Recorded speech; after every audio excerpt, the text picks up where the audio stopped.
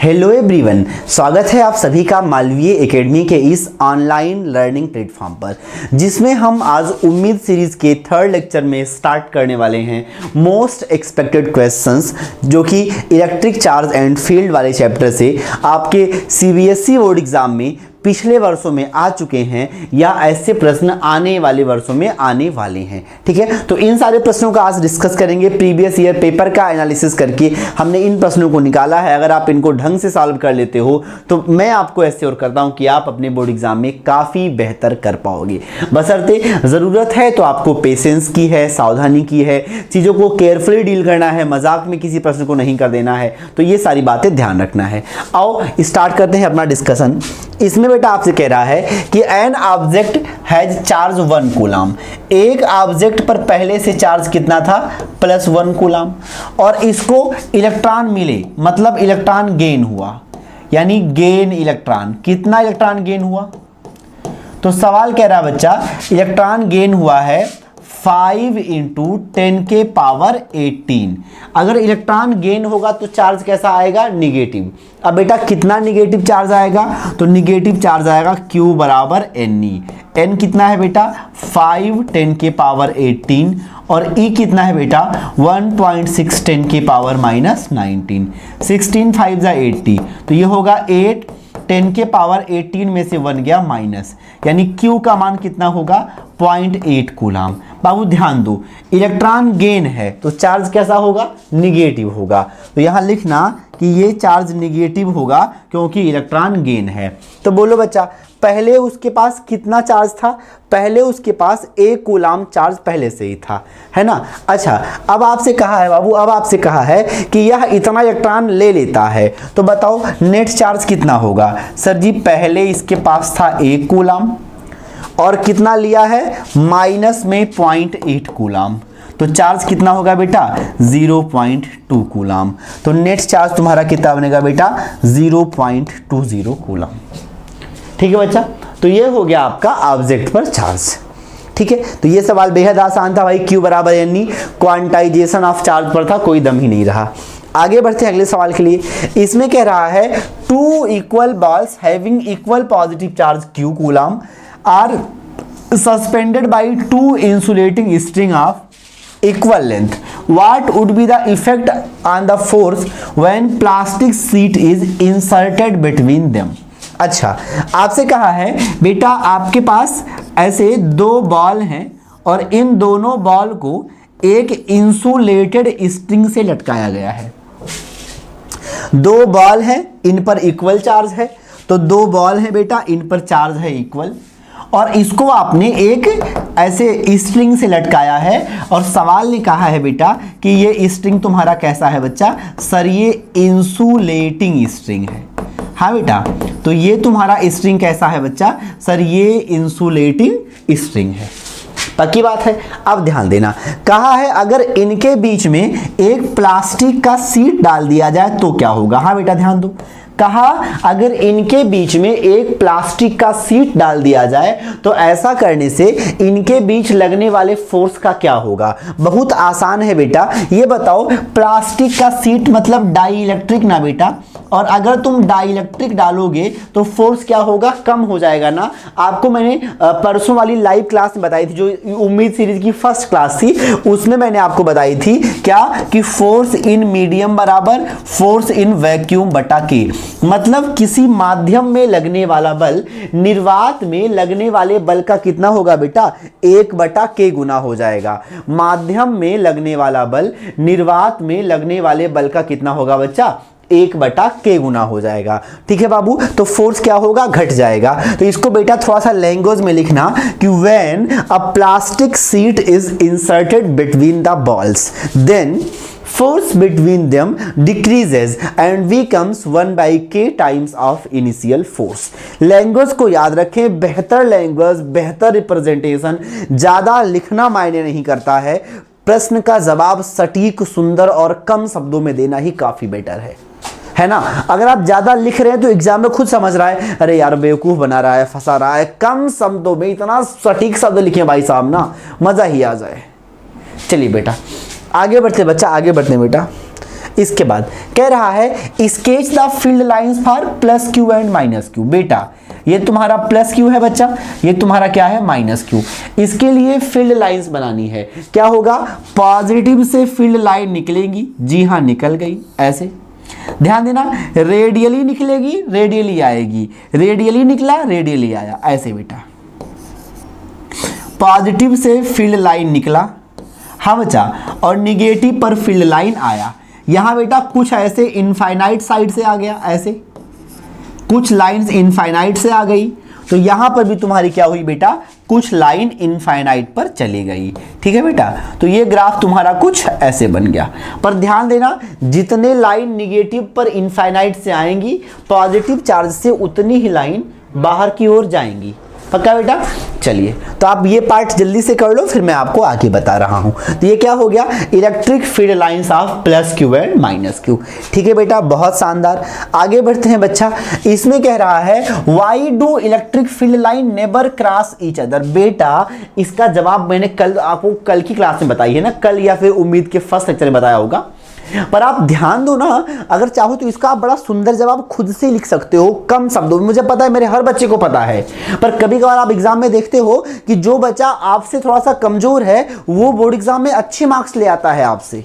इसका रीजन क्या है, जानकारी ही मेन वर्ड नहीं था, उसका जो प्रेजेंटेशन है वो इतना बेहतर था कि आपका प्रेजेंटेशन उसको पीछे कर, उसको आगे नहीं कर पाया कंप्लीट, है ना। तो प्रेजेंटेशन भी मैटर करता है। आप ध्यान दें, होटल का खाना या शादियों का खाना, शादी का खाना बहुत अच्छा होता है यार। मतलब घर पे तो कभी मम्मियाँ उतने मसाले डालेंगी ही नहीं जितना शादियों में पड़ता है, उतना टेस्ट नहीं होता है। उसके बाद भी आप हमेशा घर का खाना प्रेफर करते हो। इसका रीजन क्या है, घर के खाने में एक वेल प्रेजेंटेशन है, एक अच्छा अरेंजमेंट है, चीज़ें अच्छी तरीके से अरेंज होती हैं, जबकि शादियों के खाने में अरेंजमेंट नहीं है। तो आप प्रयास करते हैं, हमेशा चूज करते हैं बेहतर presentation among all the things available. चलिए बेटा आगे बढ़ जाओ। तो मैं कहूं कि why do electric field lines never cross each other. Electric field line एक दूसरे को क्रॉस क्यों नहीं करती हैं? तो जवाब ऐसे है बेटा, अगर दो इलेक्ट्रिक फील्ड लाइन एक दूसरे को क्रॉस करी तो आपको पता है इलेक्ट्रिक फील्ड लाइन पर जो आउटवर्ड टेंजेंट होता है वो क्या बताता है, डायरेक्शन ऑफ इलेक्ट्रिक फील्ड। तो बेटा ये हो गया तुम्हारा आउटवर्ड टेंजेंट। ये क्या बताएगा बच्चा, डायरेक्शन ऑफ इलेक्ट्रिक फील्ड। ये है बेटा आउटवर्ड टेंजेंट। क्या बताएगा बच्चा, डायरेक्शन ऑफ इलेक्ट्रिक फील्ड। यानी अगर इलेक्ट्रिक फील्ड लाइन एक दूसरे को क्रॉस करी तो उनके इंटरसेक्शन पॉइंट पर इलेक्ट्रिक फील्ड की दो दिशाएं होंगी, जो कि पॉसिबल नहीं है। तो मेरा बच्चा यहां से लिखेगा कि if electric field lines cross each other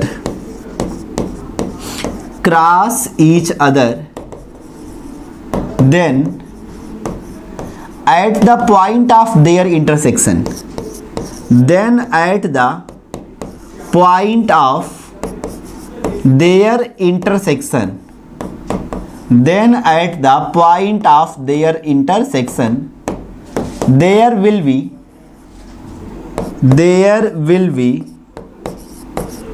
two directions of electric field. There will be two directions of electric field. Two directions of electric field which is not possible. यानी एक पॉइंट पर इलेक्ट्रिक फील्ड की दो directions possible नहीं है। नीचे लिखेंगे hence electric field lines doesn't intersect each other. Babu hence electric field lines doesn't intersect each other. पक्की बात बेटा? तो ये होगा तुम्हारा एक रियल सा आंसर, बेहतर सा आंसर।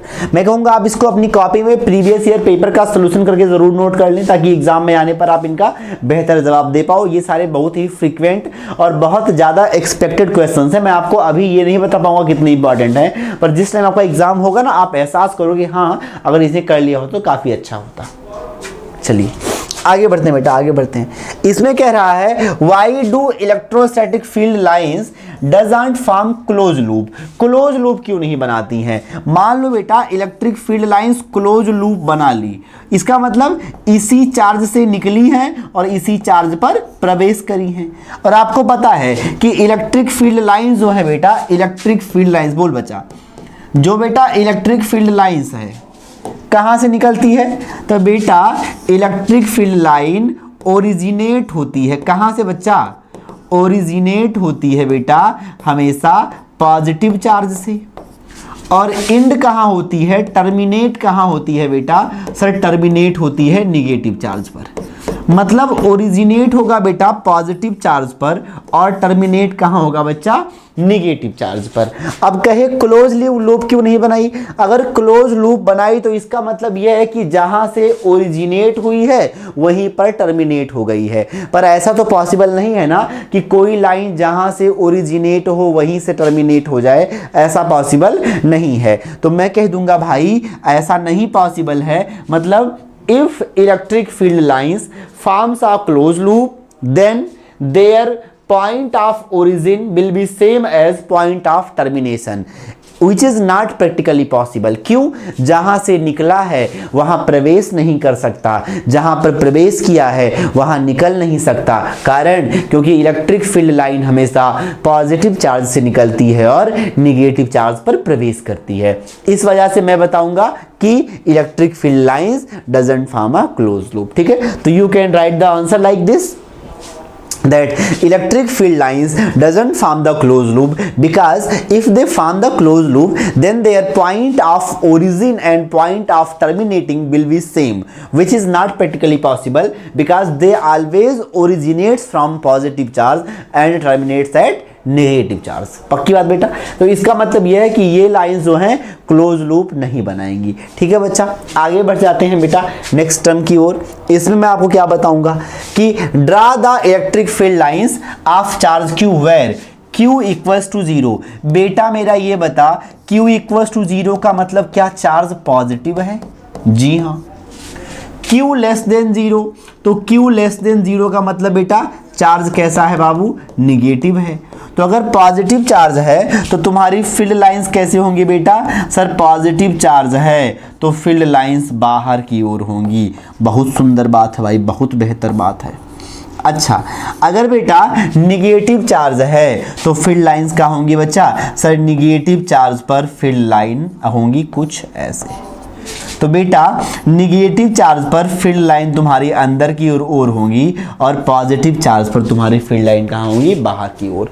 ये हो गया, बड़ा ही बेहद आसान था। आगे बढ़ जाओ बेटा। इसमें कह रहा है a proton is placed in uniform electric field directed along positive axis. एक इलेक्ट्रिक फील्ड है जो पॉजिटिव एक्स एक्सिस की ओर है। तो तुरंत आप फटाक से डायग्राम बना लो ऐसे। बेटा सुन, ये Z, ये X और ये Y है बच्चा। सवाल ने कहा आपका इलेक्ट्रिक फील्ड कहाँ है? सर पॉजिटिव X की ओर। तो जो तुम्हारा इलेक्ट्रिक फील्ड है बेटा वो कैसा है? पॉजिटिव X की ओर। बेटा तुम्हारा जो इलेक्ट्रिक फील्ड है बच्चा वो कहाँ है? पॉजिटिव एक्स की ओर। In which direction the proton will tend to move. अच्छा बताओ, इलेक्ट्रिक फील्ड इधर है, बीच में क्या है? प्रोटॉन। तो लिखना कि since force on positive charge, force on positive charge in electric field, force on positive charge in electric field is along the electric field. Positive charge पर जो फोर्स होता है बाबू वो हमेशा इलेक्ट्रिक फील्ड के along होता है। ठीक है, क्या बोलेंगे बाबू कि since force on positive charge is along the electric field, hence force on proton क्या होगा? फोर्स ऑन प्रोटॉन, प्रोटॉन पर फोर्स क्या होगा?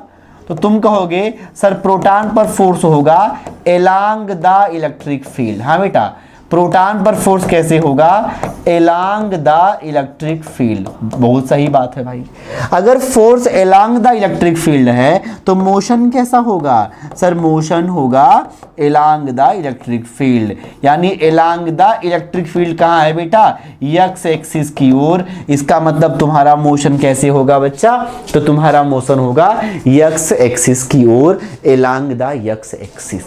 इतनी बात मेरे सारे हीरे को समझ में आ गया बेटा। चलो बहुत सुंदर है बच्चा, आगे बढ़ते हैं अगले सवाल के लिए। इसमें ये सवाल एसर्शन रीजन कैटेगरी आ गया। अब एसर्शन रीजन आपके सीयूटी में भी पूछता है और आपके बोर्ड एग्जाम में पूछता है, तो आप 1 मिनट का समय लें और इसका जल्दी से मुझे जवाब बताएं फटाफट, ठीक है ना, जल्दी करिए प्लीज।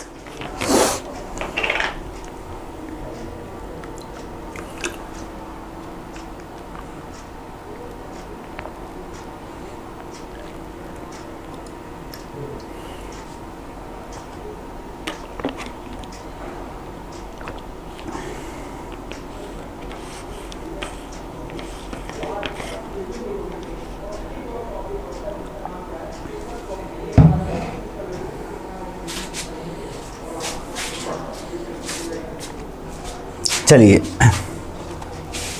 कह रहा है एसर्शन, बेटा ध्यान दो, एसर्शन क्या है, a point charge is brought in an electric field, then electric field nearby point में इंक्रीज आर डिक्रीज। एक पॉइंट चार्ज है बेटा, समझना, एक पॉइंट चार्ज है जो इलेक्ट्रिक फील्ड की ओर लाया जाता है। बाबू सुनना, a point charge is brought in an electric field, then electric field at nearby point में इंक्रीज आर डिक्रीज। बाबू समझिए, मान लो आपके पास कुछ ऐसा इलेक्ट्रिक फील्ड है, यहां पर तुम एक पॉइंट चार्ज लाए, तो पॉइंट चार्ज का बेटा अपना भी फील्ड होगा कुछ ऐसे, कुछ ऐसे। तो तुम्हारा पॉइंट चार्ज या तो पॉजिटिव होगा या तो निगेटिव होगा। तो पॉजिटिव है तो ऐसे और निगेटिव है तो फील्ड तुम्हारा कुछ अंदर की ओर होगा, कुछ ऐसे। अब क्या होगा, अगर पॉजिटिव चार्ज लाओगे तो फील्ड बढ़ जाएगा, सॉरी पॉजिटिव लाओगे बाबू तो एक्सटर्नल ऐसे है और इसका फील्ड या ऐसे है, तो पॉजिटिव चार्ज लाने पर फील्ड घट जाएगा, निगेटिव लाने पर बेटा फील्ड देखो एक्सटर्नल भी ऐसे और इसका भी ऐसे, तो निगेटिव लाने पर पास का फील्ड बढ़ जाएगा।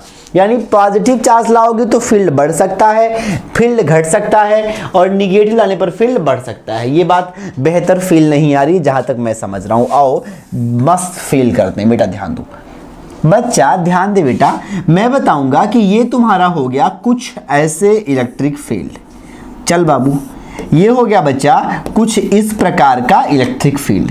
अब अगर यहां पर मैं एक पॉजिटिव चार्ज लाया हूं, या हो सकता है ये तुम्हारा बेटा दूसरा इलेक्ट्रिक फील्ड है, यहां पर मैं एक निगेटिव चार्ज लाया हूं। अगर बेटा तुम पॉजिटिव चार्ज लाओगे तो फील्ड लाइन ऐसे दूर दूर होंगी ना, कुछ ऐसे, कुछ ऐसे, और निगेटिव बाबू लाओगे तो अंदर की ओर होंगी, कुछ ऐसे।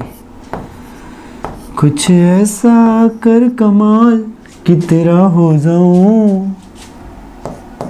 हाँ बाबू सुनना, तो मैं कह रहा इलेक्ट्रिक फील्ड है और ये तुम्हारा क्या है बेटा, एक्सटर्नल फील्ड है। तो बोलो क्या एक्सटर्नल और इलेक्ट्रिक इस फील्ड ने दोनों अपोजिट हैं, तो अपोजिट का मतलब इस पॉइंट पर क्या होगा, इलेक्ट्रिक फील्ड डिक्रीज हो जाएगा, घट जाएगा। क्यों भाई, अगर इसका 10 कूलाम था, इसका 1 कूलाम, तो नेट कितना होगा 10 - 1 मतलब 9 कूलाम, है ना। चलिए अब आगे बताओ, इसका बेटा बोलो, मान लो इसका 10 कूलाम था और इसका 1 कूलाम था, तो इसका 10 + 1 कितना हो जाएगा 11 कूलाम। इसका मतलब है निगेटिव चार्ज लाने पर बढ़ जाएगा फील्ड, पॉजिटिव लाने पर फील्ड घट जाएगा। इसी सवाल में अगर तुम्हें कभी ऐसा कह दे कि भाई हम पॉइंट चार्ज नहीं लेके आ रहे हैं, बल्कि अब क्या ला रहे हैं सर, टेस्ट चार्ज ला रहे हैं, तो बेटा टेस्ट चार्ज लाने पर इलेक्ट्रिक फील्ड में कोई परिवर्तन नहीं होगा। क्यों, क्योंकि टेस्ट चार्ज इतना छोटा चार्ज होता है कि इससे अपना कोई इलेक्ट्रिक फील्ड इसका नहीं मानते हैं, तो टेस्ट चार्ज लाने पर कोई परिवर्तन नहीं होगा, पर पॉइंट चार्ज लाने पर परिवर्तन होगा। तो मैंने कहा एसर्शन सही है। Electric field is dependent on the nature of charge, electric field आवेश की प्रकृति पर निर्भर करती है। भाई ये मुझे बता बेटा, अगर आवेश पॉजिटिव है तो इलेक्ट्रिक फील्ड बाहर की ओर होगा, आवेश निगेटिव है तो इलेक्ट्रिक फील्ड कहाँ होगा बेटा, अंदर की ओर होगा। इसका मतलब ये है दोनों सही है, एसर्शन ही सही है बाबू और रीजन भी सही है ना। तो इसका मतलब both assertion and reason are true. अब बड़ी बात बाबू, तो मैं कहूँगा कि इंक्रीज आर डिक्रीज, अगर पॉजिटिव लाओगे तो डिक्रीज होगा, क्यों, क्योंकि इसका नेचर पॉजिटिव है। निगेटिव लाओगे तो इंक्रीज होगा, क्यों, क्योंकि इसका नेचर निगेटिव है। तो हाँ भाई, एसर्शन भी सही है, रीजन भी सही है, और एसर्शन रीजन की सही व्याख्या है। तो both assertion and reason are correct and reason is the correct explanation of assertion. तो ये हो गया तुम्हारा पहला जवाब। ठीक है बेटा, आगे बढ़ जाओ अगले सवाल के लिए। इसमें आपसे कह रहा है कि एसर्शन है point charge is brought in an electric field then electric field at nearby point में इंक्रीज। ये तो सेम सवाल है बेटा, तो इसका भी आपका पहला ऑप्शन ही हो जाए, तो सेम सवाल है पिछला वाला। चलिए बेटा आगे बढ़ जाओ। इसमें आपसे कह रहा है कि electric line of force cross each other, electric field line एक दूसरे को क्रॉस करती हैं। ये बात तो गलत है, नहीं क्रॉस करती हैं। Electric field at any point does not superimpose to give one resultant electric field. कह रहा है बाबू कि अगर आपके पास ऐसा पूरा सिस्टम है तो इसका Q1 चार्ज है, Q2 चार्ज है, Q3 चार्ज है, Qn चार्ज है, और इसका यहाँ पर जो फील्ड होगा, सर ये डिस्टेंस R1 है बच्चा, ये डिस्टेंस R2 है, ये डिस्टेंस R3 है, और ये डिस्टेंस Rn है। तो बाबू जो नेट फील्ड यहाँ पर होगा, ये सारे चार्जों के वजह से इंडिविजुअल फील्ड का क्या होगा बच्चा, वेक्टर सम होगा। इसी को तुम क्या कहते हो, सुपरपोजिशन प्रिंसिपल ऑफ फोर्सेज। यानी सुपरपोजिशन प्रिंसिपल इलेक्ट्रिक फील्ड के लिए भी अप्लाई होता है और फोर्स के लिए भी अप्लाई होता है, जब आवेशों के निकाय के कारण, सिस्टम ऑफ चार्जेस के कारण किसी पॉइंट पर इलेक्ट्रिक फील्ड फाइंड करने की बात सवाल कह दे। इसका मतलब क्या है बेटा कि electric field at any point due to system of charges is superposition of all the electric field due to individual charges present in the system. यानी सुपर इंपोज होता है। तो एसर्शन भी गलत है और रीजन भी तुम्हारा गलत है। तो assertion and reason both are false. अरे व्हाट इज दिस यार, assertion is false and reason is also false. तो इस सवाल का option number 4, assertion is false and reason is also false. आगे बढ़ जाओ बेटा अगले सवाल के लिए। इसमें तुम क्या पाओगे कि एसर्शन है आपका away from the charge field line get weaker and, हे बाबू ये अवे लिखा है, ये एक साथ लिखा है बेटा, ये ऐसे लिखा है अवे। कह रहा है अवे फ्रॉम अ चार्ज, किसी चार्ज से दूर, field line gets weaker and density of field lines less resulting in well separated line. कह रहा है किसी आवेश से दूर जाने पर इलेक्ट्रिक फील्ड बीकर हो जाता है, कमजोर हो जाता है, और डेंसिटी जो फील्ड लाइन की है वो कम हो जाती है। एज अ रिजल्ट लाइंस जो होंगी सेपरेट हो जाएंगी। भाई पक्की बात है। एक बात मैंने अपने बच्चे को प्रॉपर्टी में लिखवाया है कि density of electric field lines represents the intensity of electric field. इसका मतलब है कि अगर इलेक्ट्रिक फील्ड लाइंस पास पास हैं, इसका मतलब इलेक्ट्रिक फील्ड की इंटेंसिटी ज़्यादा है। अगर इलेक्ट्रिक फील्ड लाइंस दूर दूर हैं, इसका मतलब इलेक्ट्रिक फील्ड की इंटेंसिटी कम है। तो यहाँ सवाल देखना ध्यान से बाबू, आपसे क्या कह रहा है क्वेश्चन वाला कि अगर कोई पॉजिटिव चार्ज है तो इसका फील्ड लाइन ऐसे होगा, कुछ ऐसे। हाँ बेटा, फील्ड लाइन कुछ ऐसे। तो तुम देखोगे कि जब फील्ड लाइन पास पास है तो उस टाइम तुम्हारी डेंसिटी ज़्यादा है, फील्ड लाइन दूर दूर हो गई बच्चा तो तुम्हारी डेंसिटी क्या हो गई बाबू, कम हो गई। तुम बताओगे क्या बेटा कि सर इस वाले पार्ट पर यहाँ पर ज़्यादा डेंसिटी। हाँ बेटा, इस वाले पार्ट पर तुम्हारा क्या है बच्चा, ज़्यादा डेंसिटी। बात नंबर 1। थोड़ा सा अगर और आगे आ गए यहाँ पर, और मैं इतना बड़ा प्लेट लूंगा तो यहाँ पर देखो, शुरू में इस प्लेट से सेम साइज का प्लेट है, कुल लाइंस जा रही हैं 6 और यहाँ से कितनी जा रही हैं, ओनली 2। इट मीन्स ज्यादा density, it means more electric field lines and hence more intensity. At this point lower density, it means less electric field lines and hence less intensity. So this point shows what, point of less intensity, and first shows what, point of higher intensity. It means कि away from a charge electric field lines get weaker, obviously away from a charge electric field becomes weaker, as formula of electric field is what, KQ over R, as distance increases from the source electric field decreases. तो away from the charge electric field decreases, and second is that कि electric field decrease होने से intensity कम होगी, और intensity कम होगी तो field line दूर दूर होंगी, मतलब एसर्शन सही है। दूसरी बात, ओनली या finite number of lines can be drawn from a charge, किसी चार्ज से finite number of lines draw करी जाती हैं। बेटा एक बात मुझे बताओ, electric field lines imaginary lines हैं, तो जो लाइन बस इमेजिनेशन में ड्रा करना है उनका नंबर काउंट करना कैसे पॉसिबल है? तो तुम एक चार्ज से कितनी भी लाइन ड्रा कर सकते हो, फाइनाइट नहीं, कि ऐसा नहीं कि 2 कूलाम है तो वहां से 4 लाइन ही ड्रा कर पाओगे, कितना भी ड्रा कर सकते हो। इसका मतलब एसर्शन सही है, रीजन गलत है। तो बेटा assertion is true but reason is false, इस सवाल का ऑप्शन नंबर सी। एसर्शन सही है पर रीजन फॉल्स है। आगे बढ़ते हैं बेटा, यहां से आगे बढ़ते हैं। आगे बढ़ने पर तुम क्या पाओगे, ये आपसे कह रहा है बाबू कि N electric field lines in general is a curve drawn in such a way that the tangent to it at each point is in the direction of electric field at the point। ठीक है भाई, इसका मतलब क्या है कि in general electric field line एक curve होती है जिसके किसी भी पॉइंट पर बाहर की ओर जो टेंजेंट ड्रा करते हैं, ये टेंजेंट इलेक्ट्रिक फील्ड की डायरेक्शन बताएगा। इतना बात तो सही है।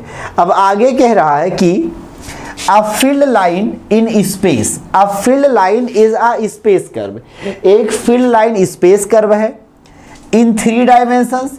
Electric field lines are the used to pictorially map the electric field around the charge or configuration of charges। Electric field line का यूज कहाँ करते हैं, इलेक्ट्रिक फील्ड की डायरेक्शन बताने के लिए किया जाता है। ठीक है ना। अब यह यानी इलेक्ट्रिक फील्ड लाइन हमेशा इलेक्ट्रिक फील्ड की डायरेक्शन किसी चार्ज की वजह से या चार्ज के सिस्टम के वजह से इलेक्ट्रिक फील्ड की डायरेक्शन को बताने के लिए किया जाता है। सही है। आपसे कहा है कि the density of field lines is more near the charge, charge के पास डेंसिटी ज्यादा होती है, away from the charge, charge से दूर जाने पर डेंसिटी कम होती है, इसलिए फील्ड वीक हो जाता है। So lines of field lines are less, यानी आवेश के पास जाने पर डेंसिटी ज़्यादा होती है, लाइंस ज़्यादा होती हैं, दूर जाने पर डेंसिटी कम हो जाती है, सो फील्ड लाइंस थोड़ी सी कम दिखती है उस रीजन में। ठीक है भाई। अच्छा, अब ये सारा ये कुछ स्टेटमेंट है, इसको पढ़ लेना है और इसी के बेस पर कुछ क्वेश्चंस हैं, तुम्हें उनका आंसर देना है। कितने क्वेश्चंस हैं तुम्हारे इस वाले स्टेटमेंट पर? तो मैं कहूँगा इस वाले स्टेटमेंट पर लगभग 3 से 4 सवाल हैं। सब में हमने ये वाली फोटो बना रखी है, तो ध्यान देना। तो अभी हम जितने प्रश्नों का जवाब देंगे सारे इसी पर देंगे। स्टेटमेंट में कौन तोप वाला वर्ड है नहीं, जो बातें आप पहले से जानते हो सवाल ने उसी बात को कह रखा है कि एक बार बच्चा समझ ले, है ना। वो बच्चा बेहतर जवाब लिख पाएगा जो चीज़ों को अच्छे से समझा रहेगा। आपसे कह रहा है क्या, direction of electric field lines, direction of electric field on the field lines, field line पर इलेक्ट्रिक फील्ड की डायरेक्शन कैसे बताते हैं? अभी बताया है कैसे, tangent on the field line. तो कहा field line moving from negative to positive at the point of intersection of the field by the tangent at that point। कैसे बाबू बताते हैं? by the tangent at that point। Electric field line के किसी point पर अगर आप tangent draw कर दिए तो वो क्या बताएगा? Direction of electric field. ये बात हमने प्रॉपर्टीज में बहुत बार लिखवाई है यार, जितनी बार पढ़ा है उतनी बार। अगर आपने रिसेंटली YouTube वाला सेशन ही किया होगा तो भी आप काफ़ी अच्छा कर ले जाओगे। ठीक है ना। चलो बेटा आगे बढ़ते हैं अगले सवाल के प्रति। अगला सवाल आपसे कह रहा है सेम फार्मूले पर फिगर है ना। तो यही बार डाटा बार बार पेस्ट कर दिया गया है ताकि आपको समस्या ना हो क्वेश्चन देखने में। इधर एक ही क्वेश्चन को कई बार दिखा रहे हैं। अब देखो दूसरा सवाल क्या है, electric field lines of a negative charge. तो निगेटिव चार्ज की electric field line sir positive charge से तुम्हारा बाहर निकलता है। हाँ बेटा, पॉजिटिव चार्ज से फील्ड लाइन बाहर निकलेगा और निगेटिव चार्ज पर तुम्हारा फील्ड लाइन अंदर आएगा। हाँ बेटा बोलो, तो पॉजिटिव चार्ज से बाहर, निगेटिव पर अंदर, यानी रेडियली इनवर्ड। रेडियली मतलब रेडियस के अलोंग इनवर्ड होगी हमेशा। तो जवाब कैसा, रेडियल एंड आउटवर्ड बक, कैसा बेटा, रेडियल एंड इनवर्ड। रेडियल का क्या मतलब है कि अगर ये चार्ज ऐसे है तो इस पर ऐसे रेडियस की ओर रहेंगे ना, इसको सेंटर मान लो और इसी सेंटर के करस्पॉन्डिंग सर्किल के रेडियस के अलोंग इनवर्ड होंगी। तो अगर नेगेटिव चार्ज है तो रेडियली इनवर्ड, पॉजिटिव चार्ज होता बाबू तो रेडियली आउटवर्ड। आगे बढ़ते हैं बेटा। इसके बाद इसमें आपसे कह रहा है कि एन इलेक्ट्रिक, हाँ फिर वही चीज है, आगे पढ़ लो कि कह रहा है कि the spacing between two electric field line, दो इलेक्ट्रिक फील्ड लाइन के बीच का जो स्पेसिंग है, जो जगह है, वो क्या बताता है, वो बताओ। अगर दो इलेक्ट्रिक फील्ड लाइन के बीच में ज़्यादा जगह है तो मैं कह दूंगा फील्ड लाइन दूर दूर हैं, दूर दूर है तो डेंसिटी कम, अगर डेंसिटी कम तो हाँ बेटा, डेंसिटी कम तो फील्ड लाइन दूर दूर, यानी इलेक्ट्रिक फील्ड कमजोर। तो अगर डिस्टेंस बिटवीन इलेक्ट्रिक फील्ड ज़्यादा है तो मैं कह दूंगा इलेक्ट्रिक फील्ड कमजोर होगा। तो बाबू बताओ स्पेसिंग क्या बताता है, spacing between electric field lines, charge बताता है ना, पोजीशन ना, स्ट्रेंथ बताता है। कैसे बताता है, अगर मैं कहूँ स्पेसिंग तुम्हारा बेटा, स्ट्रेंथ कैसे बताता है, तो मैं कहूँगा अगर ज़्यादा स्पेसिंग है, मोर स्पेसिंग, तो मोर स्पेसिंग का मतलब डेंसिटी कम है, माने बाबू डेंसिटी कम है, तो मैं कह दूंगा मोर स्पेसिंग माने लेस डेंसिटी, और लेस डेंसिटी का मतलब क्या है बाबू, इलेक्ट्रिक फील्ड कैसा है, वीकर, कमजोर इलेक्ट्रिक फील्ड है। अच्छा, अगर मैं कहूँ बेटा मान लो तुम्हारा लेस स्पेसिंग है, मतलब स्पेसिंग तुम्हारा कम है बेटा, अगर स्पेसिंग कम है तो मैं क्या कह दूंगा, मोर डेंसिटी, मानी डेंसिटी तुम्हारी कितनी बच्चा, ज़्यादा है। हायर डेंसिटी, अगर बेटा हायर डेंसिटी होगी तो मैं कह दूंगा क्या है, स्ट्रांग इलेक्ट्रिक फील्ड है। अगर डेंसिटी ज़्यादा तो मैं कह दूंगा स्ट्रांग इलेक्ट्रिक फील्ड है, अगर डेंसिटी कम तो मैं कह दूंगा वीक इलेक्ट्रिक फील्ड है। यानी क्या बता रहा है, स्पेसिंग, स्पेसिंग बता रहा है इलेक्ट्रिक फील्ड का स्ट्रेंथ। आगे बढ़िए, कहा है dimension formula of electric flux, तो फाई बराबर तुम्हारा क्या होता है, ई। ई मतलब बेटा न्यूटन प्रति कूलम और एरिया मतलब मीटर स्क्वायर, तो ये होगा M L T minus 2 L square upon A T. तो जवाब होगा यम यल क्यूब टी का पावर -3 ए का पावर -1। मैं अक्सर आपको क्लास में ट्रिक भी बताता हूँ कि इलेक्ट्रिक फ्लक्स क्या होगा बेटा, 1331, मतलब यहाँ यम लिख दो, यल टी और ए, और यहाँ पावर +1 +1 -1 -1, तो आगे का दो ठो रखो प्लस, बाकी दो रखो माइनस, तो 1331 कौन सा ऑप्शन मैच कर रहा है बाबू, सी वाला। तो इस सवाल का जवाब तुम्हारा क्या बनेगा बच्चा, सी वाला, ठीक है ना।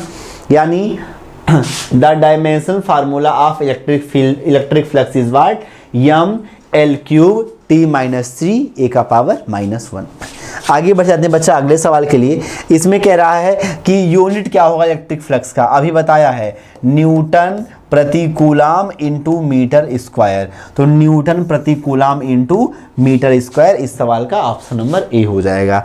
आगे बढ़ जाओ बेटा, इसमें कह रहा है कि if integration of E D S 0 है इनसाइड अ सरफेस, अगर किसी सरफेस के अंदर EDS 0 है, इसका क्या मतलब है बेटा, अगर किसी सरफेस के लिए EDS 0 है मतलब फ्लक्स 0 है, अगर बेटा फ्लक्स 0 है इसका मतलब क्या होगा, फ्लक्स को Q इनक्लोज्ड बटा अपसाइड नॉट कहेंगे, ये क्या होगा 0, तो Q इनक्लोज तुम्हारा कितना बनेगा बेटा 0। तो मुझे लगेगा कि there is no net charge present inside the surface, surface के अंदर कोई भी नेट चार्ज प्रेजेंट नहीं होगा। हाँ बेटा, तो इसका मतलब तुम क्या पाओगे बाबू, सरफेस के अंदर कोई भी नेट चार्ज प्रेजेंट नहीं होगा। ठीक है बेटा, चलिए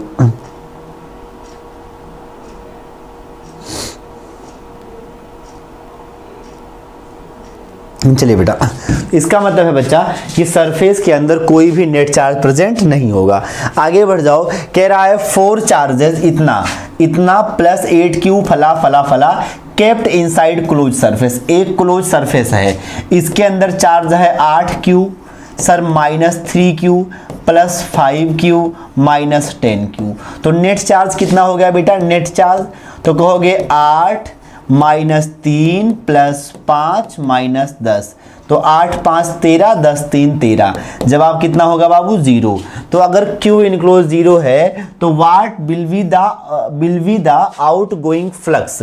तो बाबू फ्लक्स क्या होता है? तो फ्लक्स होता है नेट वाला क्या बेटा? Q इनक्लोज बटा एप्सिलॉन नॉट। इनक्लोज चार्ज 0 तो कुल कितना होगा बाबू? 0। मतलब यहां से कितना फ्लक्स जाएगा बेटा? 0। पक्की बात है। क्यों? क्योंकि नेट चार्ज जो है स्फीयर के अंदर वो 0 है। चार्ज की पोजीशन से फ्लक्स का कोई रिश्ता नहीं है, ठीक है ना। चलिए बेटा यहां से आगे बढ़ जाए बच्चा, आगे बढ़ जाओ बाबू। तो क्या पाओगे बेटा? यहां से कह रहा है electric flux over an area in an electric field represents the. बाबू कह रहा है कि किसी एरिया पर जो इलेक्ट्रिक फ्लक्स है वो क्या रिप्रेजेंट करता है? तो represents the perpendicular electric field lines. क्या रिप्रेजेंट करता है बेटा? Perpendicular electric field lines. Perpendicular electric field lines. याद कर बच्चा, इसको फ्लक्स वाले पार्ट में बहुत बेहतर फील करवाया है कि अगर तुम्हारे पास कोई इस टाइप का ऐसे सरफेस है बच्चा, और यहाँ से मैं कहूँ कि जो इसका इलेक्ट्रिक फ्लक्स होगा वो क्या रिप्रेजेंट करेगा? तो फ्लक्स का मतलब number of electric field lines passing perpendicular from the surface. यानी फ्लक्स जो है बेटा वो क्या बताएगा? इलेक्ट्रिक फील्ड लाइंस का नंबर जो किसी सरफेस से कैसे पास कर रहा है बेटा? परपेंडिकुलर पास कर रहा है, लंबवत गुजर रहा है। ठीक है बच्चा। चलो बेटा यहां से आगे बढ़ जाएं बाबू, अगले सवाल के प्रति देखते हैं उसको। ठीक है बच्चा, इसको समझ में आ गया। आगे बढ़ जाओ। इसमें कह रहा है a charge Q is enclosed by a Gaussian spherical surface. एक चार्ज है जो गासियन स्फेरिकल सरफेस से इनक्लोज किया गया है, जिसका रेडियस कितना है? R। If radius is doubled बाबू तो बताओ कि देन कौन सी क्वांटिटी सेम होगी? बेटा ये बताओ, एक गासियन सरफेस है, इसके अंदर Q चार्ज रखा है, रेडियस कितना है? R। सवाल ने कहा रेडियस अगर डबल कर दिया जाए, तो अगर बेटा रेडियस डबल करोगे तो मुझे बताओ फ्लक्स क्या होता है? फ्लक्स Q इनक्लोज्ड बटा एप्सिलॉन नॉट। तो बताना बेटा कि रेडियस, ये जो फ्लक्स है क्या यह रेडियस पर डिपेंड करता? तो सर फ्लक्स रेडियस पर डिपेंड नहीं करता। तो बेटा मैं यहां से क्या बताऊंगा कि फ्लक्स रेडियस पर डिपेंड नहीं करता, यानी ये फ्लक्स सेम रहेगा। ठीक है ना। क्यों? क्योंकि फ्लक्स रेडियस पर डिपेंड नहीं करता, यानी इलेक्ट्रिक फ्लक्स क्या रहेगा? सेम। मन में आया सर फ्लक्स दिमाग में कैसे आया? क्योंकि सवाल ने क्या कहा था? सवाल ने कहा था गासियन स्फेरिकल सरफेस।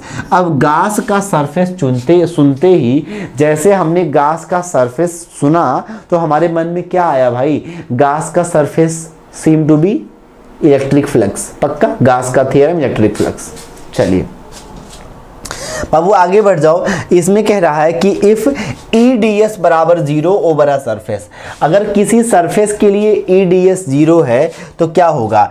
ऐसा बाबू ये जो सवाल भी करा है ना, इसका मतलब EDS 0 है, यानी electric field inside the surface and on it is 0 नहीं कह सकते। Electric field inside the surface ना। Number of flux line entering must be equal to number of flux line leaving. हाँ बेटा, अगर EDS 0 है तो बेटा तुम क्या कहोगे? सर EDS का मतलब है कि जो तुम्हारा फाई नेट है वो क्या होगा बच्चा? 0। अगर फाई नेट 0 होगा यानी जितना फ्लक्स आ रहा है इनकमिंग, अब प्लस बेटा जितना फ्लक्स जा रहा है आउटगोइंग, ये क्या होगा? 0 होगा। तो इसको वहां ले जाओ तो फ्लक्स जाने वाला बराबर किसके होगा? फ्लक्स आने वाला। जितना फ्लक्स लाइन आया उतना फ्लक्स लाइन गया, तो तुम क्या कहोगे कि सर इससे पास करने वाला नेट फ्लक्स 0 है। और सवाल भी तो यही कह रहा है कि नेट फ्लक्स तुम्हारा क्या है बच्चा? 0 है। ठीक है बेटा आगे बढ़ जाइए। इसमें कह रहा है electric flux through the surface.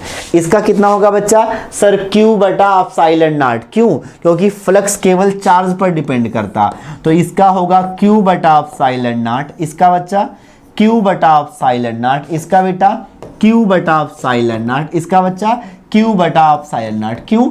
Charge केवल फ्लक्स केवल इस बात पर डिपेंड करता है कि उस गोले के अंदर, उस स्फीयर के अंदर नेट कितना चार्ज है। तो जो फ्लक्स है वो केवल इस पर डिपेंड करता है कि उसके इनसाइड, अंदर की ओर नेट कितना चार्ज है। तो बाबू बताओ मुझे क्या हुआ, सारे फिगर में सेम, तो कहा है इसमें लार्जेस्ट बक, लीस्ट नहीं, same buck is same for all the surface, सारे सरफेस के लिए क्या होगा, सेम। क्यों?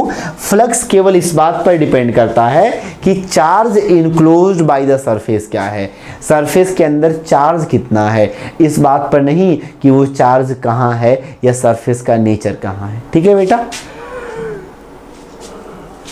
चलिए कह रहा है एसर्शन रीजन फिर से आ गया, इलेक्ट्रिक फ्लक्स एक वेक्टर क्वांटिटी है। गलत बात है भाई, इलेक्ट्रिक फ्लक्स क्या होता है, vector E dot vector A. तो कैसी क्वांटिटी होगी बच्चा, सर इसको तो स्केलर कहा जाएगा, यानी इलेक्ट्रिक फ्लक्स तुम्हारी कैसी क्वांटिटी बनेगी बेटा, स्केलर क्वांटिटी। चलिए सही बात है। दूसरी बात, रीजन है electric flux is expressed as a vector product of electric field and area vector. अरे भाई वेक्टर प्रोडक्ट नहीं है, कौन सा प्रोडक्ट है बेटा, देखो E dot a scalar product है। तो जो इलेक्ट्रिक फील्ड है बेटा वो इलेक्ट्रिक फील्ड और एरिया वेक्टर का कौन सा है बाबू, स्केलर प्रोडक्ट, यानी इलेक्ट्रिक फ्लक्स इलेक्ट्रिक फील्ड और एरिया वेक्टर का स्केलर प्रोडक्ट है, इसलिए कौन सी क्वांटिटी होगी बेटा, स्केलर क्वांटिटी होगी। और सवाल क्या कह रहा है कि सर ये वेक्टर क्वांटिटी है, मतलब एसर्शन भी गलत है और रीजन भी गलत है। अब आपको तो ऑप्शन पता है ना, पहला होगा assertion is true but reason is false, दूसरा होगा assertion is false reason is true, third कुछ और ना। तो इसका जवाब क्या होगा बेटा, इसका जवाब होगा कि both assertion and reason are false, both assertion and reason, both assertion and reason are false। assertion और reason तुम्हारे दोनों कैसे हैं बेटा, गलत है। ठीक है बच्चा, आगे बढ़ जाइए। यहां से क्या मिलेगा बेटा, एसर्शन है electric flux through any closed spherical surface enclosing and electric dipole is zero. अगर क्लोज स्फेरिकल सरफेस है, इसके अंदर एक इलेक्ट्रिक डाइपोल है, तो इससे कितना फ्लक्स पास करेगा, तो फाई बराबर कहोगे सर क्यू इनक्लोज बटा एप्सिलॉन नॉट। क्यू इनक्लोज कितना, ये होगा माइनस क्यू, ये होगा प्लस क्यू, तो माइनस क्यू और प्लस क्यू मिलकर जीरो बन जाएगा। तो क्यू इनक्लोज तुम्हारा जीरो बटा एप्सिलॉन नॉट, यानी फ्लक्स तुम्हारा कितना होगा बाबू, जीरो। यानी electric flux through any close spherical surface जिनके अंदर इलेक्ट्रिक डाइपोल है वो क्या होगा बच्चा, जीरो होगा। ठीक है भाई, इलेक्ट्रिक फ्लक्स जीरो होगा इस केस में, सही बात है। दूसरा बताइए, net charge enclose inside the spherical surface when a dipole is inside. जब किसी स्फेरिकल सरफेस के अंदर डाइपोल रहे तो नेट चार्ज कितना होगा, जीरो। हाँ भाई, अगर डाइपोल है बेटा इसका मतलब जितना निगेटिव चार्ज है उतना ही पॉजिटिव चार्ज है, तो तुम्हारा नेट चार्ज कितना होगा, जीरो। यानी अगर डाइपोल है तो डाइपोल के केस में जितना निगेटिव उतना positive, as a result net charge तुम्हारा कितना बनेगा बच्चा, जीरो बन जाएगा। श्योर है बेटा। चलो यहां से आगे बढ़े बाबू, सुनो इसमें क्या बताऊंगा कि Gaussian surface is purely imaginary surface. हाँ भाई पक्का, गासियन सरफेस इमेजिनरी सरफेस सही है। Electric field at every point of the Gaussian surface is same. Gaussian surface के हर पॉइंट पर इलेक्ट्रिक फील्ड सेम होता है। भाई ये बात हमेशा सही नहीं है। क्यों? तुमने मान लिया कि ये आपका तार है, ये आपका तार है, ऐसे गासियन सरफेस ले लिया ऐसे सिलेंड्रिकल, तो जो यहाँ पर फील्ड वही यहाँ पर फील्ड, पर यहाँ पर जो बीच का पॉइंट है यहाँ पर तो फील्ड अलग हो सकता है। क्यों? क्योंकि ये डिस्टेंस कुछ अलग है। ये डिस्टेंस कुछ अलग है। बोले सर ये तो सरफेस पर है नहीं। अरे भाई सिलेंड्रिकल गासियन सरफेस लिए हो तो ये हर पॉइंट सरफेस है, नीचे वाला भी सरफेस है, ऊपर वाला भी सरफेस है। सिमिलरली ऐसा भी तो हो सकता है कि आपके पास एक तार है और आपने बेटा इस तार को ढकने के लिए एक गासियन सरफेस लिया और बच्चा गासियन सरफेस आपने सिलेंड्रिकल ना लेकर के ऐसे क्यूबाइडल ले लिया। भाई आपकी भी तो चॉइस है अपनी, तो आपने गासियन सरफेस कैसा ले लिया बच्चा, क्यूबाइडल ले लिया। अब बताओ इसके हर पॉइंट का जो डिस्टेंस होगा वो डिफरेंट होगा। अगर हर पॉइंट का डिस्टेंस वायर से डिफरेंट होगा तो हर पॉइंट पर इलेक्ट्रिक फील्ड तुम्हारा क्या होगा, डिफरेंट होगा। बात समझ में आ रही कि नहीं? चलिए भाई, तो यानी जो एसर्शन है बेटा, एसर्शन सही है, तो इसका जवाब होगा कि एसर्शन तुम्हारा बेटा ट्रू है। लेकिन जो बच्चा तुम्हारा रीजन है, रीजन वो कैसा है, फॉल्स। तो मैं यहां से बताऊंगा एसर्शन ट्रू है बेटा और तुम्हारा रीजन कैसा है, फॉल्स है। ठीक है बच्चा, आगे बढ़ते हैं अगले सवाल के प्रति।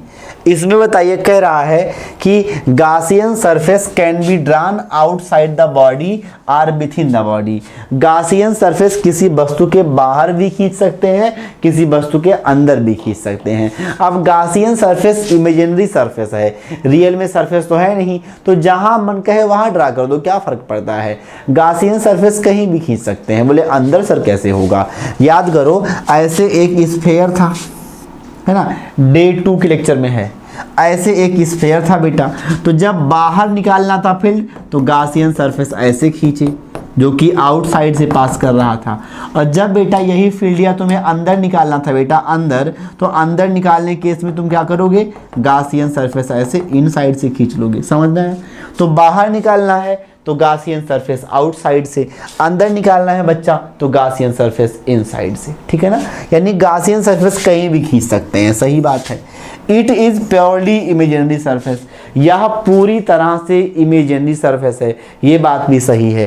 तो यहाँ से मैं क्या बताऊंगा तुमको बाबू कि एसर्शन और रीजन दोनों क्या है, करेक्ट। एसर्शन एंड रीजन दोनों करेक्ट हैं, और एसर्शन रीजन का करेक्ट एक्सप्लेनेशन है। क्यों? क्योंकि देखो गासियन सरफेस कहीं भी खींच सकते हैं, और कहीं भी क्यों खींच सकते हैं, क्योंकि यह इमेजिनरी लाइन है। तो एसर्शन है बाबू कि कहीं भी खींचेंगे, और रीजन कह रहा है क्यों खींचेंगे कहीं भी, क्योंकि यह इमेजिनरी सरफेस है, रियल में ऐसा नहीं होता है। तो जो इमेजिनरी सरफेस है उसको कहीं भी ड्रा कर सकते हैं भाई, क्या ही फर्क पड़ता है। पक्का बेटा? चलिए आगे बढ़ते हैं अपने नेक्स्ट टर्म की ओर, ध्यान दो बच्चा। इसमें क्या पाओगे, कह रहा है एसर्शन है the electric field eight a point inside a spherical shell with a charge uniformly spread on its surface outer surface is zero.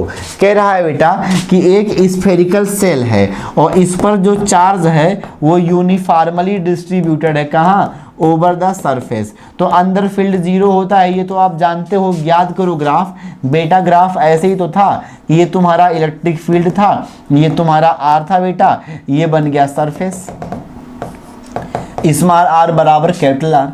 इसका ग्राफ तुम कैसे बनाओगे सर, सरफेस के अंदर जीरो होगा, सरफेस पर आए, सरफेस पर आते ही वैल्यू बढ़ना स्टार्ट कर दी, बस खाली इतनी सी बात है।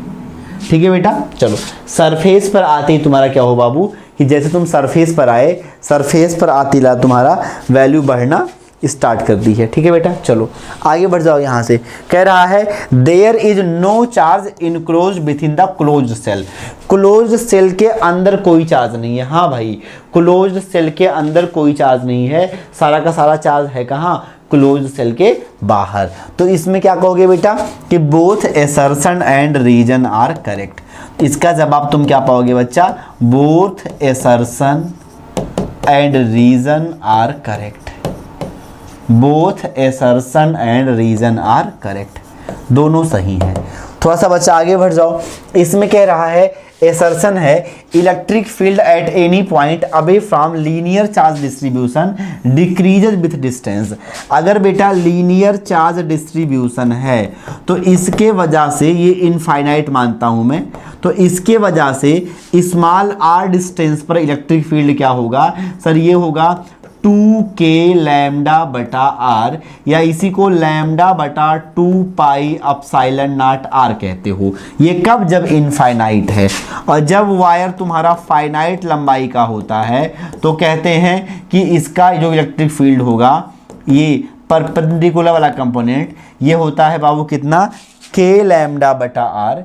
तो ये होगा बच्चा कितना?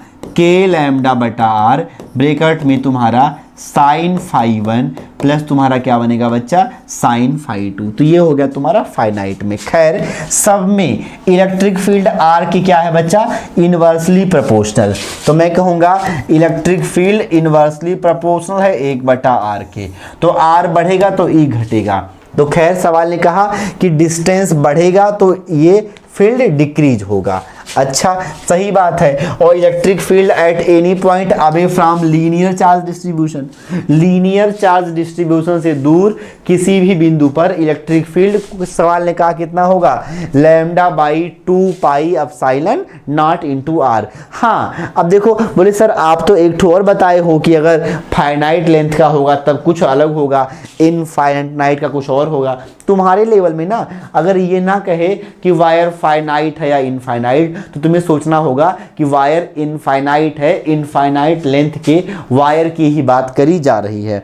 तो जब सवाल में तुमको स्पेशली कुछ ना बताए तो आपको समझना है कि वायर कैसा है बाबू? इनफाइनाइट। ठीक है बाबू? चलिए बेटा, यहां से बच्चा आगे बढ़े। बेटा सुनो, यहां से आगे बढ़ जाओ तो क्या पाओगे? कह रहा है state the superposition principle. Superposition principle क्या होता है? तो बेटा अभी तुमको मैंने बताया है, ये क्वेश्चन शॉर्ट आंसर टाइप है बाबू ना, कि अगर किसी सिस्टम में चार्जेस हैं Q1 Q2 ऐसे डॉट डॉट डॉट Qn है, इसके वजह से मुझे इस चार्ज पर फोर्स चाहिए। तो इसने फोर्स लगाया कितना बेटा? F1, डिस्टेंस मान लो R1। इसने फोर्स लगाया बेटा F2, डिस्टेंस मान लो R2। इसने बेटा फोर्स लगाया Fn, और इसका डिस्टेंस तुम कितना मान लो? Rn। तो सुपरपोजिशन प्रिंसिपल कहता है कि the net force on any charge due to system of charges is vector sum of all the forces on the charge due to individual charges present in the system. पक्की बात? इसी को लिख लेते हैं बाबू। क्या लिखेंगे बाबू?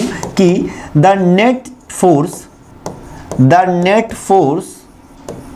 On a charge, the net force on a charge due to system of charges, the net force on a charge due to system of charges, system of charges is vector sum of all the forces, is vector sum of all the forces on the charge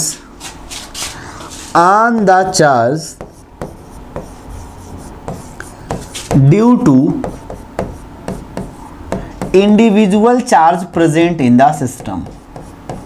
बेटा due to individual charge present in the system, due to individual charge present in the system. ठीक है बेटा, यानी जो इस वाले charge पर net force होगा एफ नेट, वो किसके बराबर होगा? F net.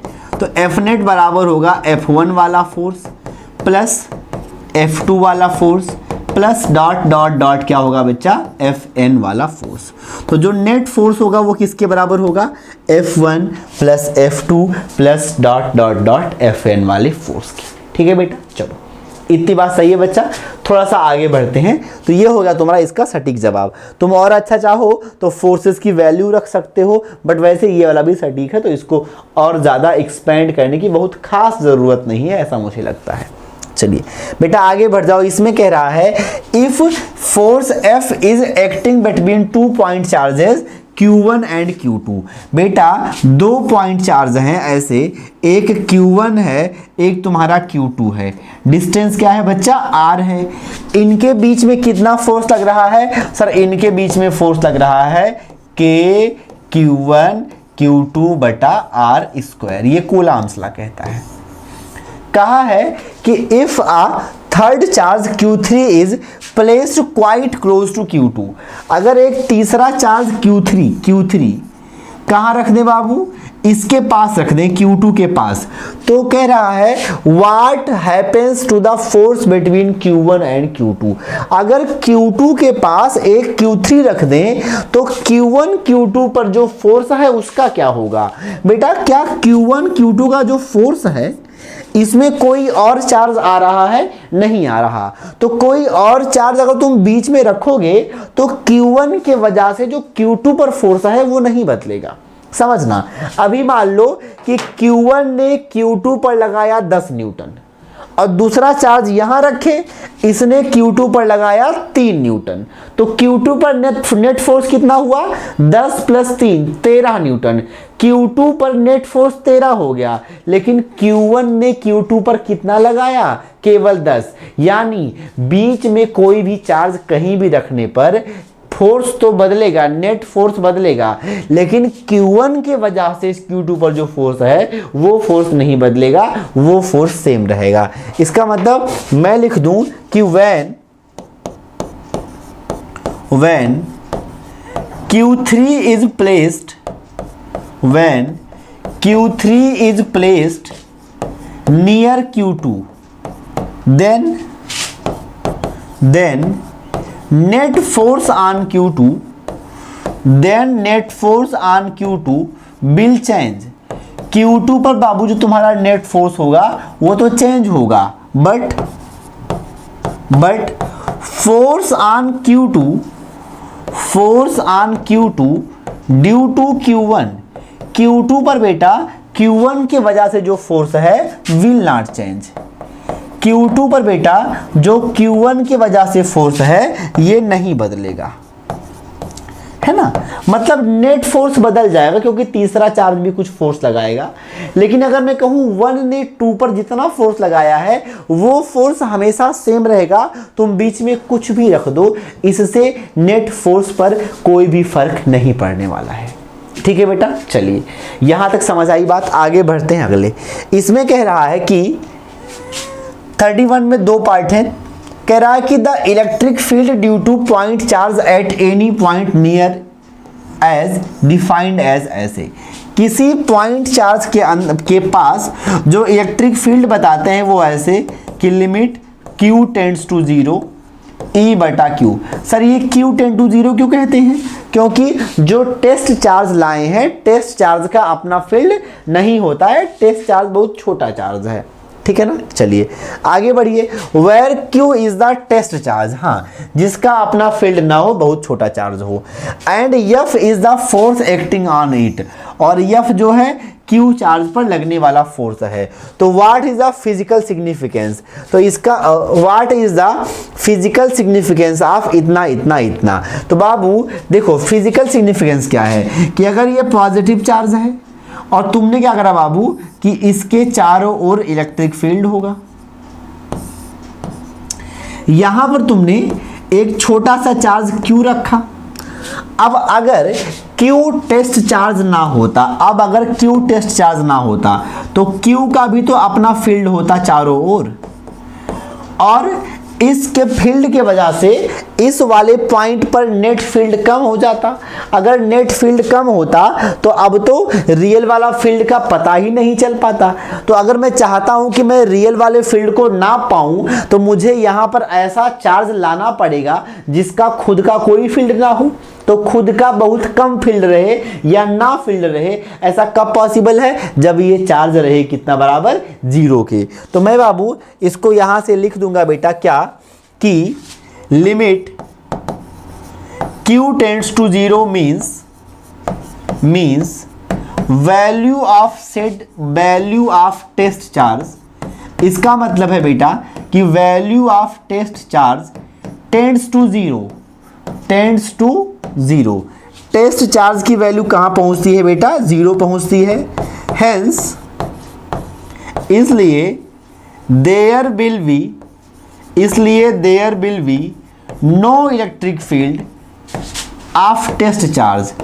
टेस्ट चार्ज का कोई इलेक्ट्रिक फील्ड नहीं होगा। And it will measure it will measure the exact electric field of plus Q. यानी अगर इसका अपना कोई फील्ड है नहीं तो जितना फील्ड था वह इतना ही फील्ड मेजर कर देगा, कोई फर्क नहीं पड़ेगा, ठीक है ना। तो ये एक फायदा हुआ टेस्ट चार्ज लाने का। तो फिर से मुझे बताया बच्चा मेरा, टेस्ट चार्ज लाने का क्या फायदा है कि टेस्ट चार्ज का अपना फील्ड जीरो होगा। अगर फील्ड जीरो होगा तो यह अपना कोई भी इलेक्ट्रिक फील्ड नहीं पैदा करेगा। अगर अपना कोई फील्ड नहीं पैदा करेगा तो मैं कहूँगा यह रियल फील्ड को नाप पाएगा बड़ी आसानी से। ठीक है बेटा, आगे बढ़ते हैं। फिर कह रहा है draw the electric field line of charges Q, जब Q जीरो है, Q जीरो से बड़ा है और Q जीरो से छोटा है। अभी पिछले से एक सवाल में करवाया है कि अगर Q जीरो से बड़ा है मतलब पॉजिटिव चार्ज है, फील्ड लाइन बाहर की ओर होगा। Q जीरो से छोटा है मतलब निगेटिव चार्ज है तो फील्ड लाइन अंदर की ओर होगा। ठीक है बेटा, तो ये सारी बातें हमने कर ली हैं।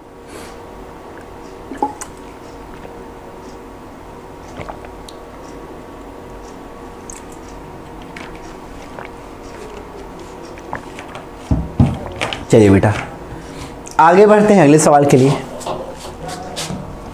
इसमें कह रहा है आपसे बेटा, मैं ये फोटो तुमको बना के दिखा दूं तो अच्छा लगेगा। सवाल ने कहा है ये आपके पास एक कुछ ऐसे है, पहला फोटो, दूसरा फोटो, तीसरा फोटो। तीसरा फिगर अच्छा नहीं बना।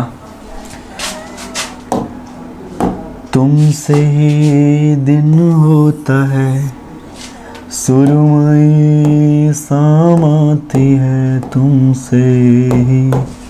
बेटा सुन, सवाल ने कहा है a small metal sphere carrying a charge plus q is located at a centre of spherical cavity of large uncharged metallic spherical shell. बाबू देखो हुआ क्या, बाबू हुआ क्या लाला कि एक कैविटी है, यहां पर ये कैविटी है। कैविटी के अंदर तुमने एक गोला रखा है जिस पर चार्ज कितना है, प्लस क्यू है। और इस गोले के बाहर क्या है बाबू, देखो सबसे पहले गोला, गोला के बाहर कैविटी और कैविटी के बाहर एक मेटालिक सेल है। कैविटी के बाहर क्या है बच्चा, सर कैविटी के बाहर एक मेटालिक सेल है। अच्छा, कहा है right the charge on the inner and outer surface of shell. Shell के इनर और आउटर सरफेस पर कितना होगा चार्ज। बड़ा आसान है बेटा, अगर ये पॉजिटिव चार्ज है तो इसका फील्डिया एज इट इज बाहर निकलेगा। अगर फील्डिया बेटा बाहर निकलेगा तो कोनो फील्ड क्षय तो होगा नहीं भाई, एग्जैक्ट फील्ड बाहर निकलेगा क्योंकि बीच में कैविटी है तो कैविटी मतलब खाली स्थान। अगर यहीं पर कैविटी ना हो करके, मान ले बेटा कि यहाँ पर कैविटी ना हो करके कोई रैंडम सा डाई इलेक्ट्रिक हो जाता, तो अगर बेटा यहाँ पर डाई इलेक्ट्रिक होता तो जितना फील्ड यहाँ अंदर है उतना फील्ड बाहर ना निकलता। कितना निकलता, अगर अंदर है E तो बाहर निकलता E/K अगर डाइलेक्ट्रिक होता। अब सिंस यहाँ पर डाइलेक्ट्रिक है नहीं, कैविटी है, तो मैं कहूँगा भाई कैविटी में जितना फील्ड अंदर उतना फील्ड बाहर। ठीक है भाई, चलो बाबू, तो अगर ये प्लस चार्ज है तो इसके इनर सरफेस पर कितना चार्ज आएगा बेटा, सर जी इसके इनर सरफेस पर चार्ज आएगा -Q। अगर इनर पर -Q तो आउटर पर कितना बेटा, सर आउटर पर +Q। यानी इनर और आउटर पर तुम्हारा कितना चार्ज आएगा, +Q।